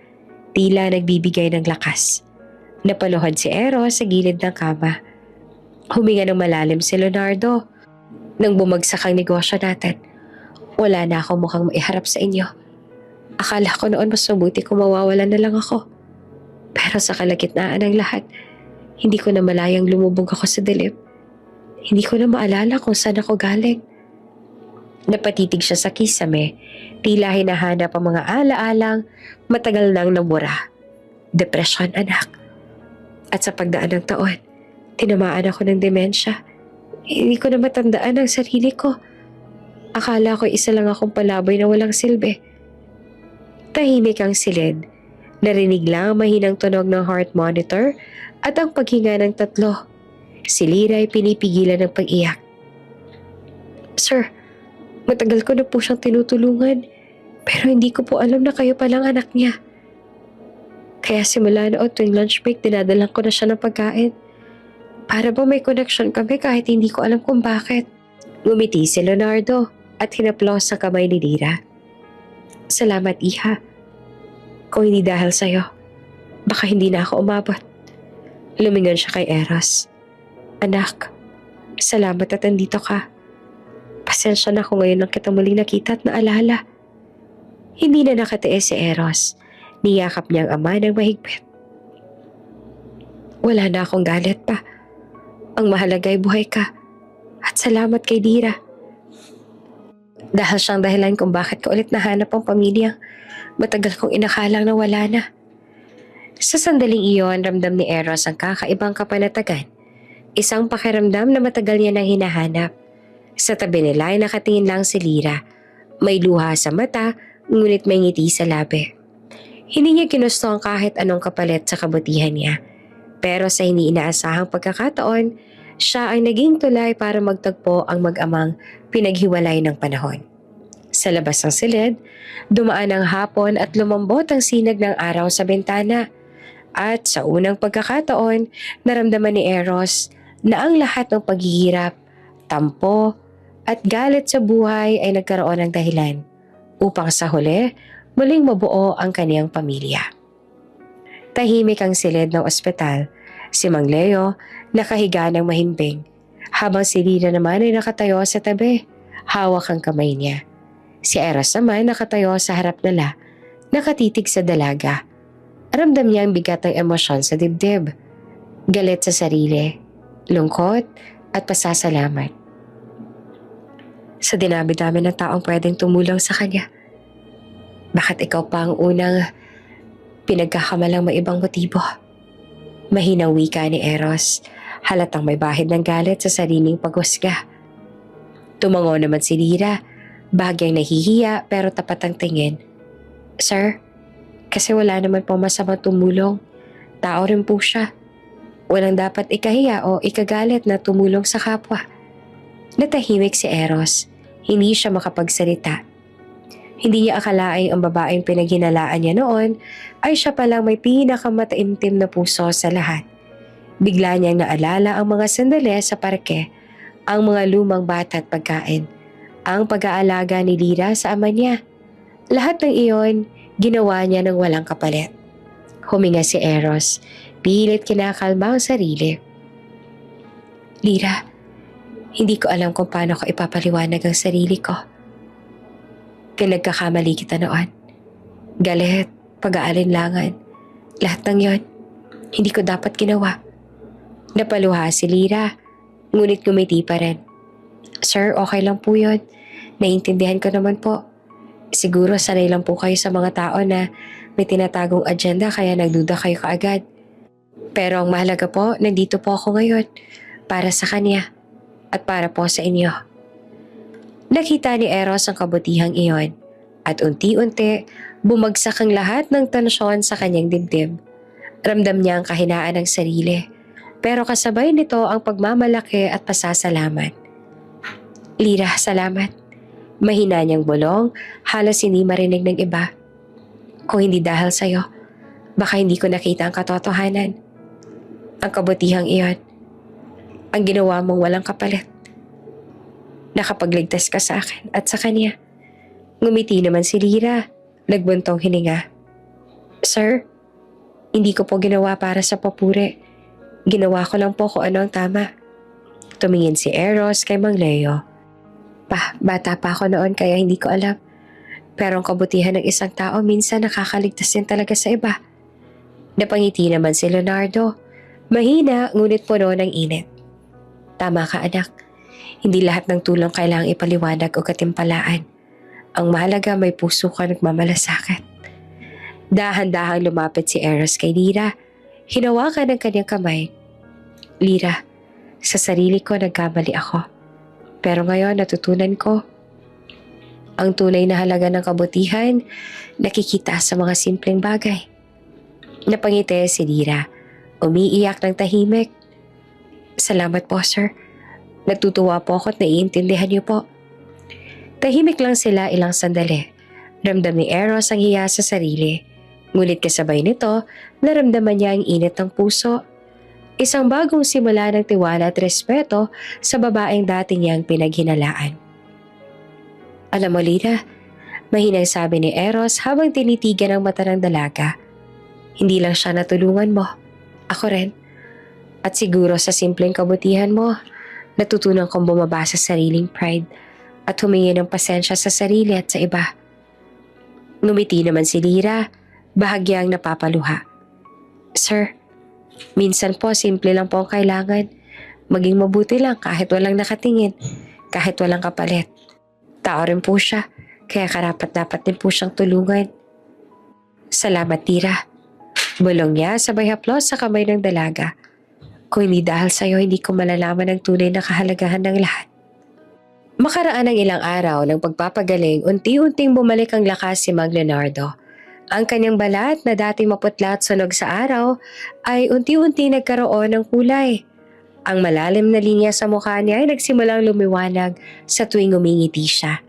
Isang hapon habang tahimik ang silid ng ospital at ang araw ay nagmumula sa bintana, dahan-dahan niyang binuksan ang mga mata. Tiningnan niya ang paligid. Ang kanyang kamay na hawak ni Lira at ang mukha ng anak na matagal niyang hinahanap. Eros. Mahina ngunit malinaw ang tinig ni Leonardo. Lumapit si Eros at nagulat sa bigat at lalim ng emosyon sa boses ng ama. Papa, narito lang po ako. Sagot niya, tinapik ang balikat ng matanda. Huminga si Leonardo ng malalim at tumingin kay Lira. Kung hindi dahil sa sekretaryo mong ito, anak, baka matagal na akong wala. Sa mga taon kong palaboy, Gutom, pagod at stress. Marami na ako nakalimutan nangyari. Minsan nga pati kahapon, hindi ko na maalala. Pero natutuwa ako dahil nakilala ko si Lira. Siyang nagbigay sa akin ng pagkain, ng pag-asa, at ng pagmamalasakit. Napatingin naman si Eros kay Lira na nakangiti, nanginginig at halatang hindi inaasahan ng mga salita ng ama. Ramdam niya ang init ng kabutihang ipinakita ng sekretarya, hindi lang dahil sa kapalit kundi dahil sa tunay na malasakit. Papa, hindi ko alam kung paano ko ipapakita ang pasasalamat ko sa iyo at kay Lira. Salamat sa iyo, anak. Salamat sa pagpigil sa sarili at sa pagbibigay respeto sa kanyang ginawa. Lira, anak, salamat din sa kabutihang ipinakita mo. Kung wala ka, hindi ko mararanasan ang init ng pamilya at pagmamahal na matagal kong hinahanap. Wala po yan, Sir Leonardo. Ginawa ko lang po kung ano ang tama. Alam ko, Iha. At iyon ang dahilan kung bakit ako narito ngayon. Salamat sa iyo at salamat sa anak ko. Wala po yun, sir. Basta natutuwa po ako na nakatulong ako. Sa tabi ni Leonardo ay nakangiti rin at parahang pinisil ang kamay ng anak. Anak, at ikaw, Lira, ngayon nabuo ulit ang pamilya ko. At ang puso ko ay muling magkakaroon ng dahilan para umasa at pagmahal. Makaraan ng ilang linggo, unti-unting bumalik sa normal ang buhay sa Vergara Group. Ngunit hindi niya na ito kasing seryoso o malamig tulad ng dati. Ang pinakamalaking pagbabago, si Lira Dizon, ang probinsyanang sekretarya, ay opisyal nang tinanggap bilang espesyal na bahagi ng pamilya ni Eros at ni Leonardo. Isang umaga sa opisina, nakita ni Eros si Lira na naglalagay ng bagong schedule para sa Project Mang Leo. Isang programang inilunsad nila para matulungan ang mga homeless at matandang lansangan. Dito, ang bawat empleyado ay nag-donate ng pagkain, damit at oras para bumuo ng mas maayos na pamumuhay para sa matatanda.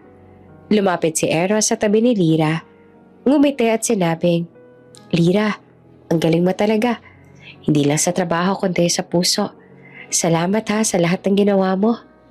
Sir, ginagawa ko lang po ang tama.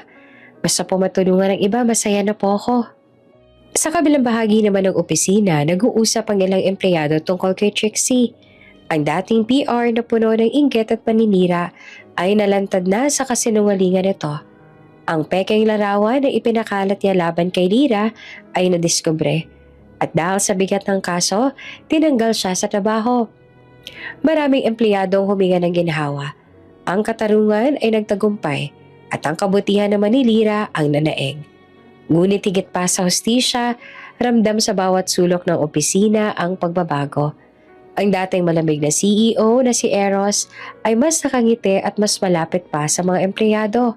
Ramdam ng lahat na may inspirasyon sa paligid.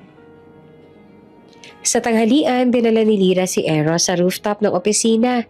May mga pagkain, mga regalo para sa mga matatanda, at mga liham mula sa ilang empleyado na nag-volunteer sa Project Mang Leo. Sir, tingnan po ninyo. Unti-unti na pong lumalaki ang project natin. Sabi niya na puno ng kagalakan. Napatingin naman si Eros sa tanawin. Lira, ang dami na nating natulungan. At dahil sa'yo nagsimula ang lahat. Lira, anak, hindi mo lang napaligaya ang anak ko kundi pati ako. Sa project na to mararamdaman ng maraming pagmamalasakit at kabutihan ng puso mo. Sa hapon dumating ang ilan pang empleyado upang tulungan si Lira sa proyekto. May mga dumating na volunteers mula sa labas, pati mga kaibigan ni Eros at Leonardo. Ang silid na dati punong-puno ng trabaho at stress ay napuno ng tawanan, kwentuhan at saya. Hindi naglaon, naging malinaw kay Eros na ang pamilya niya ay hindi lang binubuo ng dugo, kundi ng mga taong may puso at malasakit. At si Lira ay isa sa pinakamahalagang miyembro nito. Hindi lamang siya sekretarya, siya ay naging inspirasyon, tulay ng kabutihan at simbolo ng bagong simula para sa kanilang pamilya. Naglakad silang tatlo papunta sa isang payak na bench sa gilid ng parke. Umupo sila na magkatabi. Lira, wika ni Eros. Hindi lang ikaw ang naging inspirasyon sa akin, kundi sa buong kumpanya. Ang kabutihan mo ay nagbukas sa mga mata namin, lalo na ng mga bagay na hindi mahalaga, mga kayamanan, posesyon o inggit. Ang mahalaga ay ang puso, at dahil doon nabuong muli ang pamilya namin. Salamat din po, Sir Leonardo, sa pagkakataong nakilala ko po kayo at tulungan. Hindi ko po ginawa para sa kapalit pero masaya po ako na naging bahagi ako ng kwento ninyo. Tumango naman si Leonardo. Anak, iha, ang tunay na kayamanan sa buhay hindi nasusukat sa pera o posesyon. Ang kayamanan ay nasa pagmamahal, malasakit at pagkalinga sa isa't isa. Huminga sila ng malalim, sabay ngiti at yakap sa isa't isa. Ang dating parakya na lugar ng pangungulila at simpleng kabutihan ay naging simbolo ng bagong pamilya, bagong pag-asa at bagong pag-ibig. Si Eros marahang hinawakan ng kamay ni Lyra. Mula ngayon, wala nang lihim o panghuhusga. Sa bawat hakbang natin sabay tayong lalakad. Ikaw, ako at ang papa ko, magkakasama. Oo po, Sir Eros. At Papa, sabay po tayong lalakad. Mula sa simula hanggang sa dulo, magkakasama po tayo. At sa ilalim ng paglubog ng araw, ramdam nila na ito na ang simula ng bagong kwento. Isang kwento ng pag-ibig, pagkalinga at pamilya na nagsimula sa simpleng kabutihan ng isang puso. Bago ka pa lang sa channel neto, ibang kwento ni Ate Jane, istorya mo, ikwento ko. Huwag kalimutang pindutin ang notification bell at subscribe button.